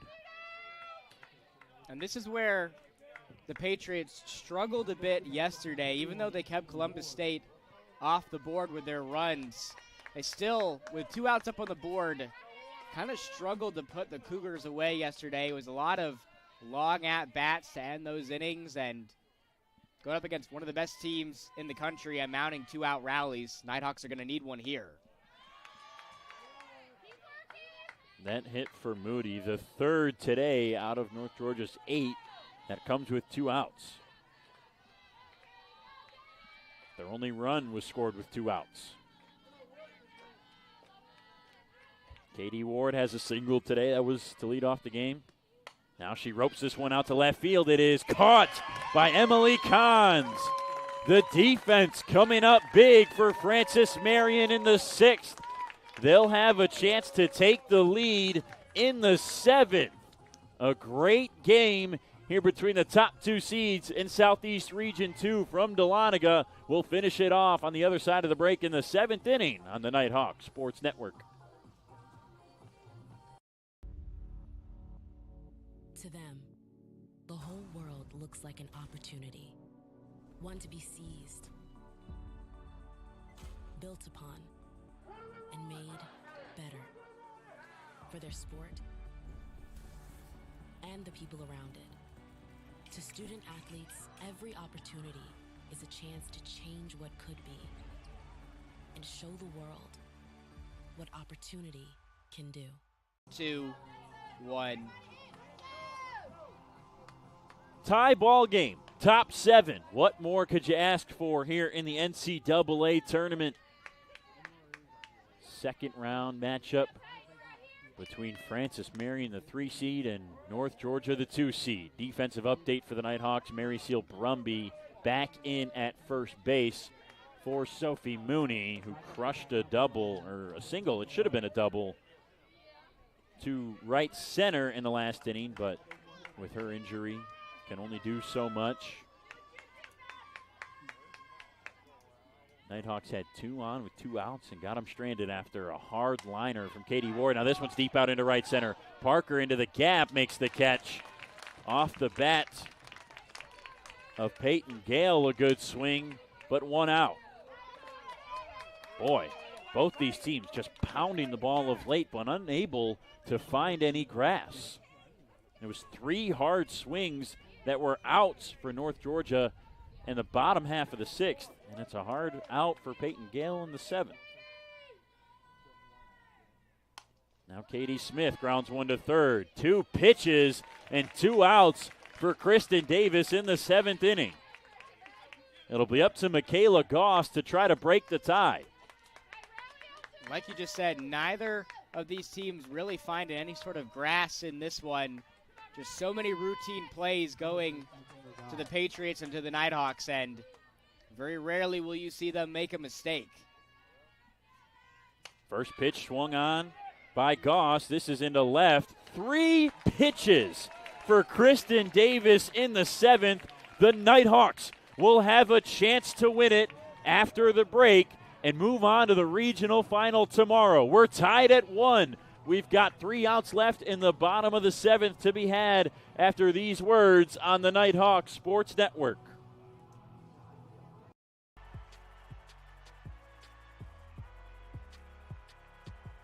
Number 32, Kyle Hornsby. Inside the 30. Touchdown. Michaela burns it. An incredible finish by Holmes. The NCAA and its member schools offer nearly 500,000 college athletes a path to go pro in something other than sports. Learn more at ncaa.org. 2-1. Well, if you got up to go to the bathroom, you might have missed the top of the 7th inning. It only took 3 pitches for Kristen Davis to retire the side against Peyton Gale, Katie Smith, Michaela Goss, and the Patriots. And now in a 1-1 tie, North Georgia has the 2, 3, and 4 hitters due up to try to win the game and advance to the regional final tomorrow. And that inning was just a perfect representation of what this game has been. Just a lot of routine plays going to the outfield for both of these squads. Neither team has really been able to break through offensively. Both of the runs scored in this game coming a bit unconventionally.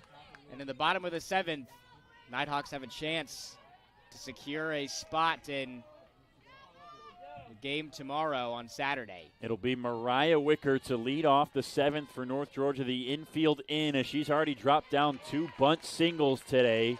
Georgia Blair and Mallory Parker wait in the wings as Wicker takes ball 1. Nighthawks have only had a few true walk-offs this year. There's strike 1. They've had a couple run rule walk-offs. The walk-off that does stand out for them is the Alabama-Huntsville game, coming back down 6-1 into the 7th, winning that game 7-6. The 1-1 to Wicker. She shows bunt and pulls it back quickly. Pitch well upstairs. Starters for both teams have gone the distance so far. Poston started this game. She's been fantastic, has allowed 8 hits but only 1 run and has struck out 4. The 2-1. Lifted to left and caught by Emily Kahns. First out. And this is a very ideal situation for the Nighthawks. Getting Georgia Blair a guaranteed at-bat here in the bottom of the 7th inning has been on a tear these last couple of weeks for North Georgia, and the best batter on this North Georgia squad as of late gets a chance here to help propel North Georgia to this game on tomorrow. Blair today 0 for 3. She did reach on a fielder's choice. She puts that one to shallow left center on 1 pitch, and she's out as it's caught by Goss, the center fielder.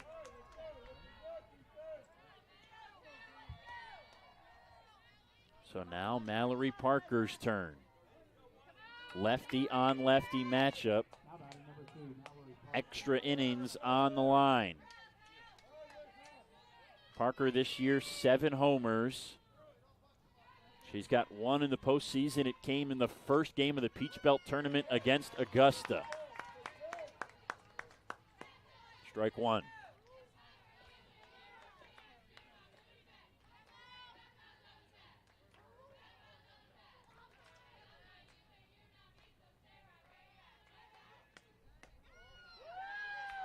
Count even, 1 apiece. Parker's had a great resurgent season this year after missing pretty much all of last year due to an injury. If she's able to walk it off or at least extend this inning for North Georgia, it's going to be a highlight of her season for sure. 1-1. Swung on off the glove of Watford, but to second base, Parker reaches safely. Gale couldn't get there in time. Parker lasered that one down the line. Watford almost made the play. And now Madison Simmons, the only home run hitter in NCAA tournament play thus far for the Nighthawks, will bat with the winning run over at first base. Parker certainly has speed as well. 18 stolen bases this year in 23 tries. The first pitch to Simmons is taken outside for ball 1. And how about this in the lineup for Coach Davenport? 4 seniors back-to-back seeing the plate in this inning. All 4 of these players, a ton of experience in NCAA tournament run. The 1-0 swung on out to center. Ranging in, Goss dives and makes the catch! Michaela Goss, a game saver! We've got free softball in Dahlonega. All tied at 1, 7 innings, not enough. We'll bring you extras on the other side of the break here on the Nighthawk Sports Network.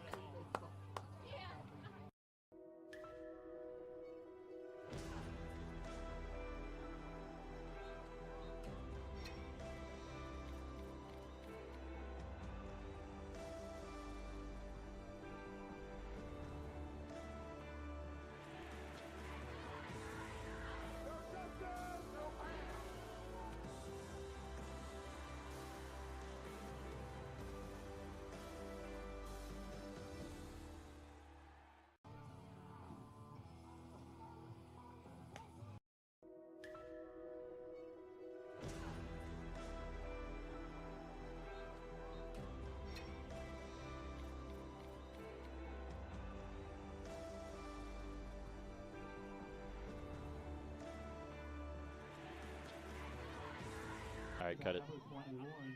Just dissolve. 8th inning here in Dahlonega. What an unbelievable game we have had so far. North Georgia scored 1 in the 2nd.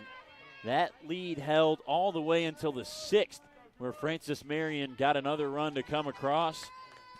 Both teams scoreless in the 7th. So it's Lauren Smallwood leading things off in the 8th. Kristen Davis still in the circle for the Nighthawks.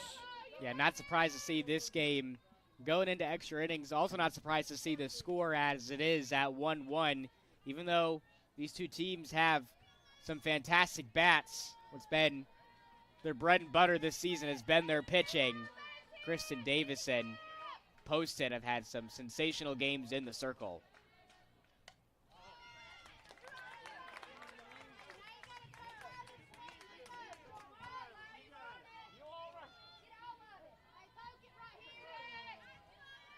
So Francis Marion this year, 5-1 in extra inning games. A couple 8-inning games, a 9 and a 10-inning game as well. The 1 and 2 was upstairs and outside, 2 balls and 2 strikes. For North Georgia, their extra inning experience is significantly less.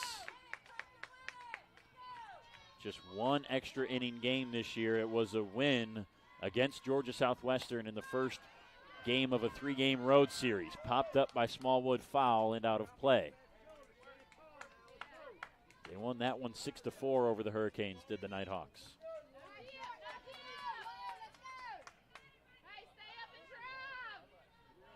We had some pretty quick games yesterday, a couple of sub-2-hour games. That's not going to be the case today with some team seasons on the line.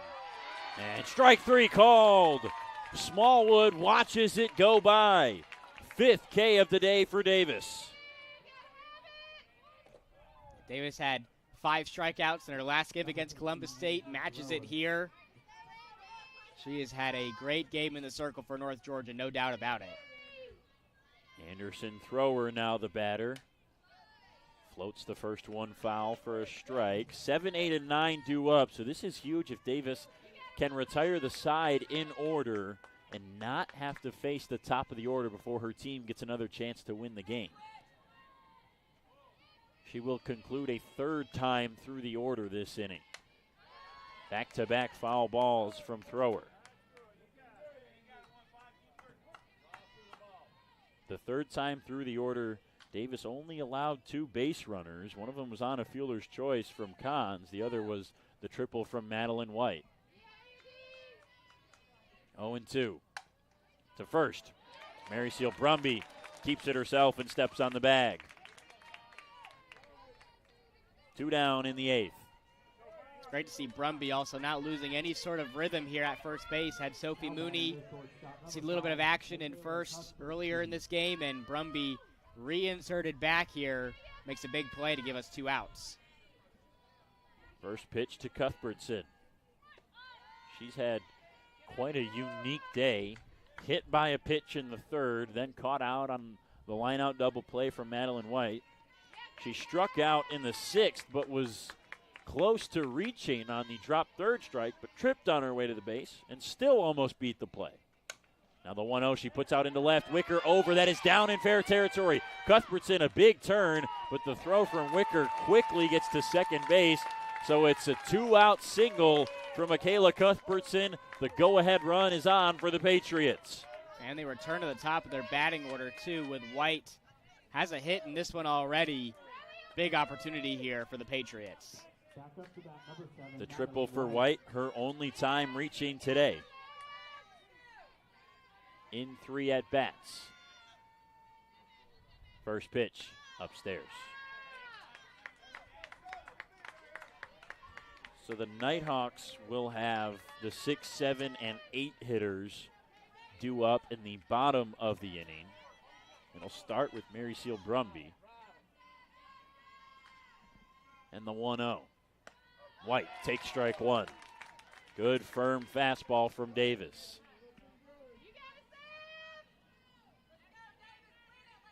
Two of the toughest outs in this Francis Marion lineup. Cuthbertson has already reached. Now White at the dish. Count even. White takes strike two. You could tell she wanted to swing at that one, but the off speed is what caught her off balance, and that's what Davis has done so well this year, changing speeds.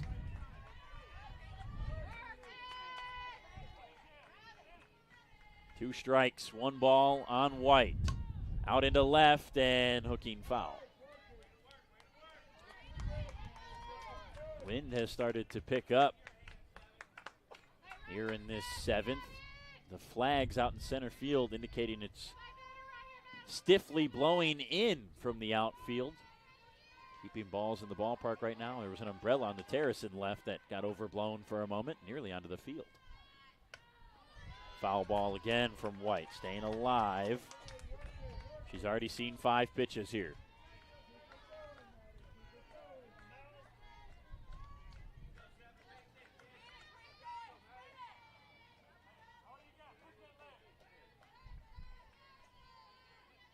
The 1-2 from Davis in the dirt. Blair thought about the back pick to Cuthbertson, but didn't throw it. I think that was the right play there from Blair. Had that ball gotten away, could have put a runner in scoring position for the Patriots. 2-2 now. Center field, Parker was playing over to left. She runs and makes the catch! Mallory Parker's turn to shine! Wow, what a play by Mallory Parker. A couple of great plays by these outfielders. This is quite the game we have here, Brendan. Do not go anywhere. You'll miss something amazing. Tied at 1, North Georgia can walk it off after these words on the Nighthawk Sports Network. The road to national championships runs through NCAA.com. And whether you follow one college team or all of them, it's never been easier to get the content you want with NCAA.com, the home of college sports.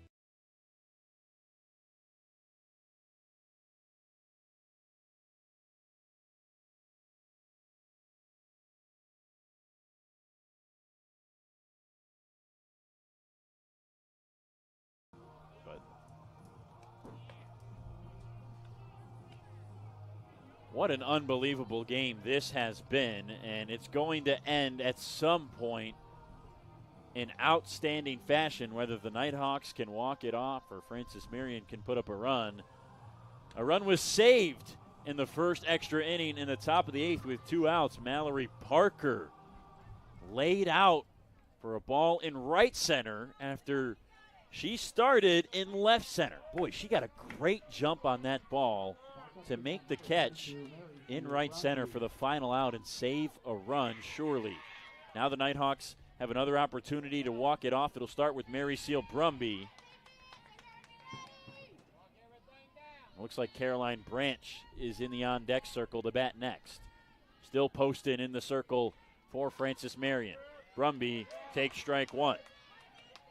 Alyssa Poston has kept the Nighthawks at bay since the 2nd inning. She hasn't had a strikeout, though, since the first out of the 3rd. It's been nothing but contact outs and hits since. Brumby thought about offering at that fastball upstairs, but pulls it back. Ball 1. Brumby, no stranger to walking off games, was responsible for that base hit to walk off that matchup against Alabama Huntsville a few weeks ago, right back here at home. This season, 5 home runs for Mary Seal.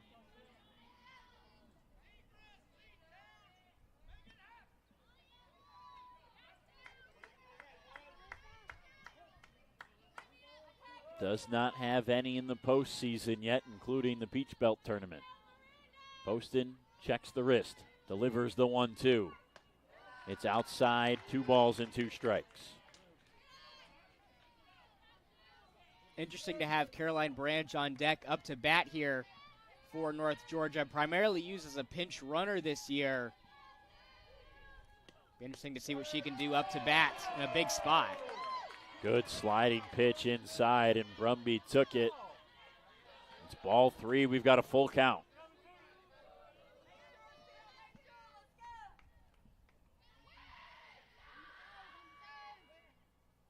The 3-2, Brumby swings off the end of the bat to second. Gale scoops it and throws in time for the out.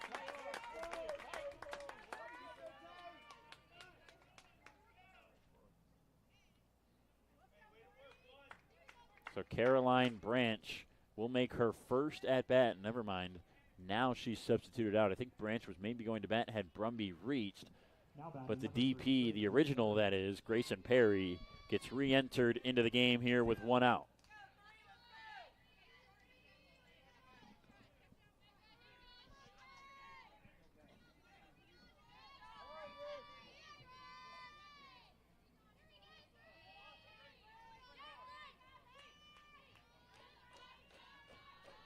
First pitch to Perry, she fouls it back.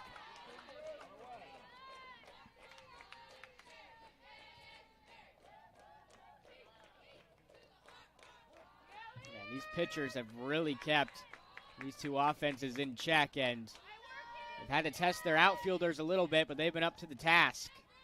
They have passed those tests with flying colors. They'll test the infielders here as it's popped up to Watford at first, and it's caught.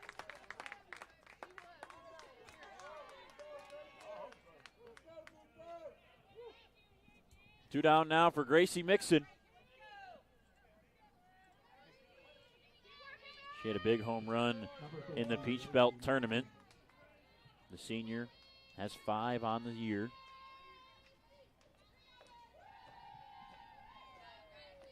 Poston, the first pitch. Hit well, out into left. Going back is Cons. At the wall, she makes the catch right in front of the warning track. Another quality swing that lands in the glove of an outfielder. 3 up and 3 down in the 8th. We're on to our second extra inning. It's the 9th coming up in Dahlonega on the Nighthawk Sports Network. In a world driven by innovation and ambition, it's not just about following the path. It's about creating your unique journey. At Francis Marion, you'll acquire the knowledge and skills you need to create the future you want. And you'll do it all surrounded by a community that's strongly committed to your success and your future. Francis Marion University, South Carolina's premier educational choice. 2-1. Scoreless through 8. Excuse me, tied through 8, I should say. 1-1 is our score right now. Both teams have been held scoreless for most of this game.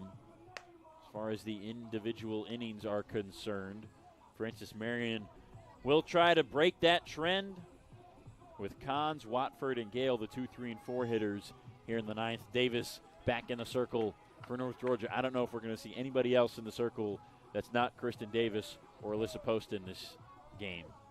Yeah, I would be absolutely shocked to see a pitching substitution made for either squads. Both have kept these batters at bay, and it's led to some extra softball here on the Nighthawk Sports Network. The first pitch to Cons, upstairs for a ball.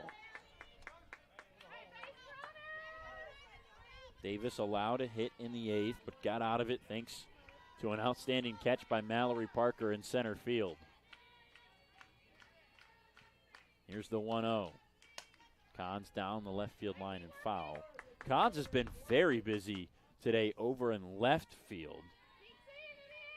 Some well-hit balls for the Nighthawks that she has been able to haul in. Yeah, the Nighthawks have really been testing Cons, especially as of late. Haven't had a ton of balls for them go into right field. It's been Cons having to make up for a lot of that work in left. 2-1.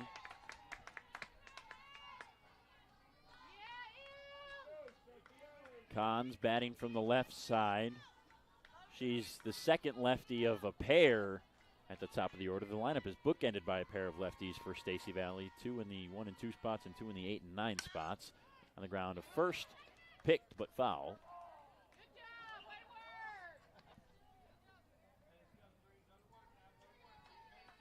Good crowd on hand today.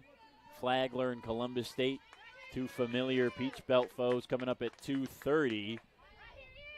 As long as this game is done in time, and I don't think it will be because the teams get The warm-ups start at 45 minutes before the game, so that 2:30 start will be a little delayed for them.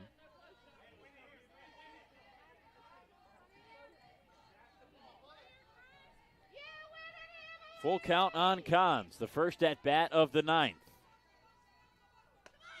And she works a walk. Second walk allowed by Davis, the first since the fourth inning. Yeah, big one there. Puts a runner on for the Patriots. And any sort of crack that they can find in North Georgia's game, they're going to take it.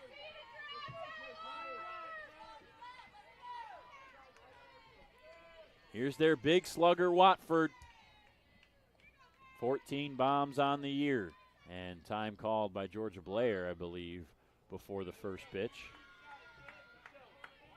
Yeah, Watford's been sensational this year. School record 77 RBIs coming into this weekend. She takes strike one. She's 0 for 3 today. 119 total bases for Watford this year. 28 extra base hits, 14 homers, 14 doubles. On the ground to third, Mixon picks it. It's a foul ball. Ooh, looked fair off the bat. That is strike two, though, and probably a better result for the Nighthawks. It was off the glove of Mixon. Not sure if she was going to be able to make the play. And if it's any sort of those 50-50 plays, you'll always expect to see Mixon at least make an attempt to make the play.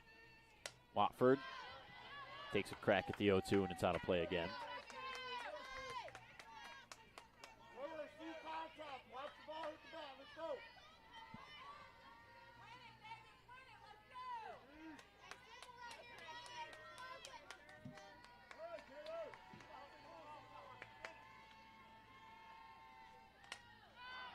Watford out into shallow left, and Wicker calls off Moody for the first out.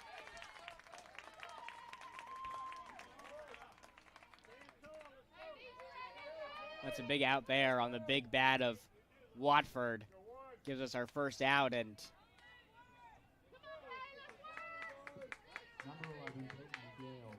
brings Gale up to bat.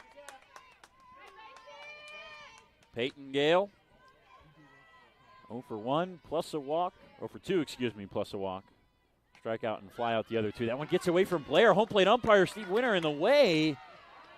And easily down to second and into scoring position is Emily Cons. Not much anybody could do there. So Cons 120 feet from breaking this tie with one out here in the ninth. Gale takes ball two.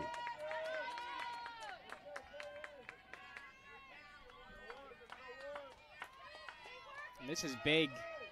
This game going 9 innings. One of these teams guaranteed to play again at some point today. Luckily, though, they've got a game in between to recuperate and regroup. Strike one.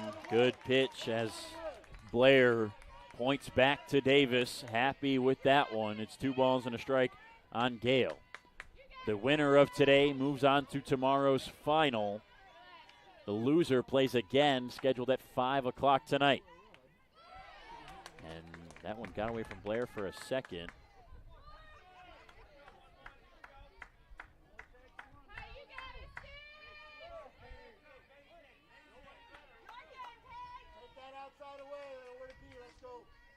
So it's 2-2. They do say that was a strike. I couldn't tell if it was fouled off the bat of Gale or if she swung. There's a unique angle that we have here on that type of play. 2-2, swing and a miss. Davis blows it by. Blair jumps up in celebration. That's a big second out. Kristen Davis's 6th K of the day. Yeah, big one there with 2 outs. You want to leave that runner stranded on second if you're North Georgia. Try to get out of this and give your bats a chance in the bottom of the 9th to walk it off again. First pitch to Katie Smith in for a firm strike.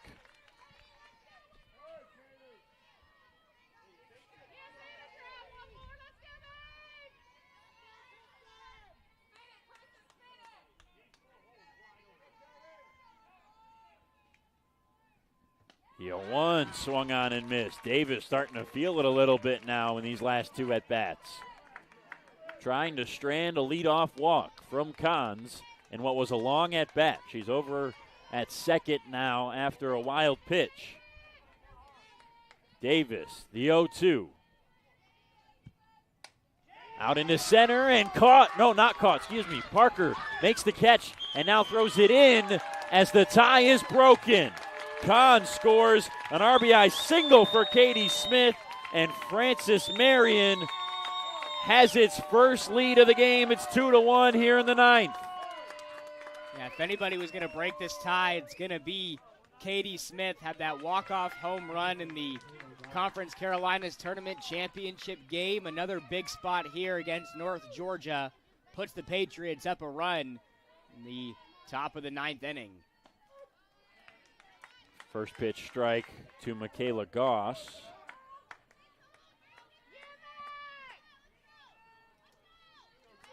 How about Francis Marion finding a way to score late to tie it, and now they take the lead in extras. In an 0-2 count, Katie Smith keeps her cool.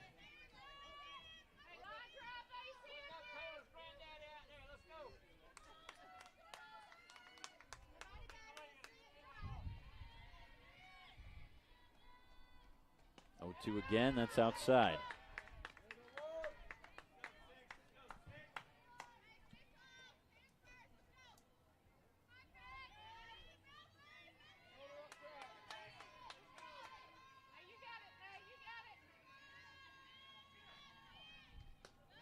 Inside on the 1-2, and Goss has worked it back full. 2 balls and 2 strikes. This has quickly become the biggest game North Georgia has played in since last year's national championship against Grand Valley State. Pressure is on the Nighthawks right now. They've got some work to do in the bottom of the ninth, but they've got to get out of this top half of the inning, too. 2-2. Fouled away.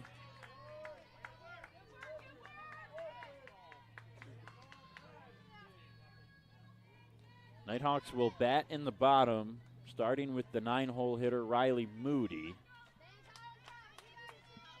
They went 1-2-3 with 3 contact outs in the 8th. Offense has really been limited since scoring their 1 run in the 2nd.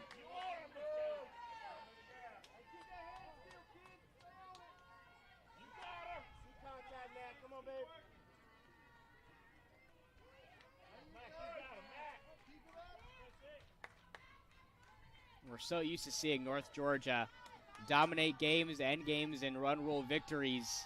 It's these close games that have really been the biggest test for them this season. 2-2, swing and a miss. Strike 3, out 3, but Francis Marion has taken the lead, and the Nighthawks have work to do in the bottom of the ninth. 2-1, Patriots on top, trying to advance to the regional final tomorrow. Nighthawks trying to stay alive and avoid their first loss. Bottom of the ninth after the break on the Nighthawk Sports Network. How do you make history? In St. Augustine, Florida, Flagler College stands as a beacon where the lion-hearted can forge new paths. Here, your courage finds its name, and ambition finds its home. Inspired by the visionary Henry Flagler, you don't just learn, you create, innovate, and find where you truly belong. So how do you make history? It starts with you, right here. Flagler College, where history begins. 2-1. Last chance now for North Georgia, who led for most of this game. They took an early 1-0 lead in the 2nd. They've got a 41-5 record this year when scoring first. They've got a 42-1 record when leading after the 4th inning. Both were the case in this game. But then Francis Marion tied it with a lone run in the 6th. They've taken the lead with a run in the 9th on the 2-out 0-2 RBI single from Katie Smith to score the leadoff walk. That was Emily Cons. So now it's Riley Moody, the leadoff hitter in the bottom of the 9th, with the Nighthawks trailing a run. Poston still the pitcher.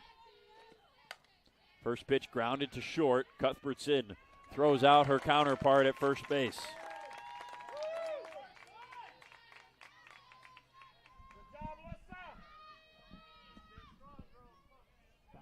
Nighthawks get to return to the top of their batting order here, though, with Katie Ward, and they got Mariah Wicker on deck. A couple of last chance efforts here for the Nighthawks. Both of these batters do have a hit in this one. Ward up the middle. Cuthbertson diving stop. Throw from her knees, not in time. So they do have the base runner needed. The tying run at first base in Katie Ward as Mariah Wicker steps up. And it looks like they're going to pinch run the freshman, Caitlin Johnson, for Katie Ward.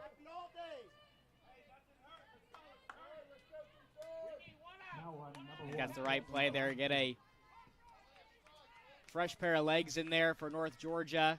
A speedster in Johnston. And if Mariah Wicker is able to get something down and right, that may be enough to tie this game up. So now a meeting in the circle from Stacey Valley and her infield. See what the strategy is, how they play it with the speedy Caitlin Johnson over at first. Wicker, 2 bunt singles today, a strikeout and a flyout in her other 2 at-bats. This is big for Mariah Wicker because she's a speedster herself, so she's at least able to get on base, advance Johnson to second or third, puts 2 runners in scoring position for the big bat, Georgia Blair, on deck. Wicker represents the game-winning run. Lefty on lefty. First pitch. Pulls the bunt back. Ball 1.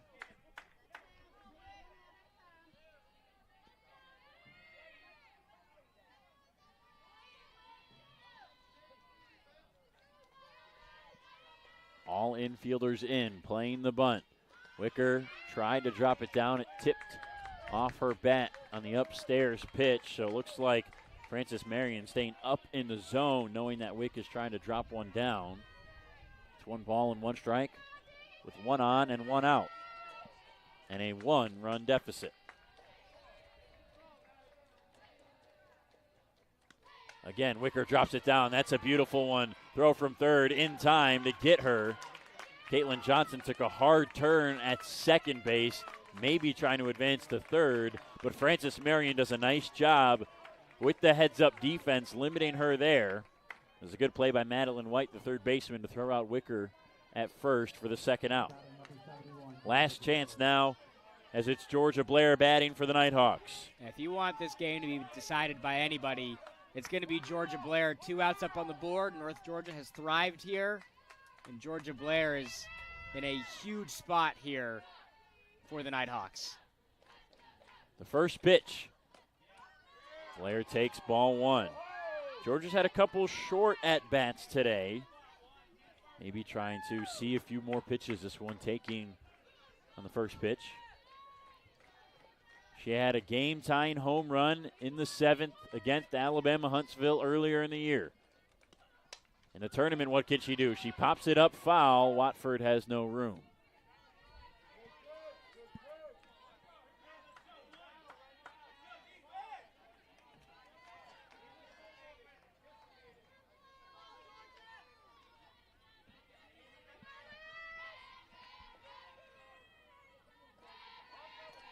A ball and a strike. Tying run in scoring position. Best hitter at the plate for North Georgia. Blair pops it up right side.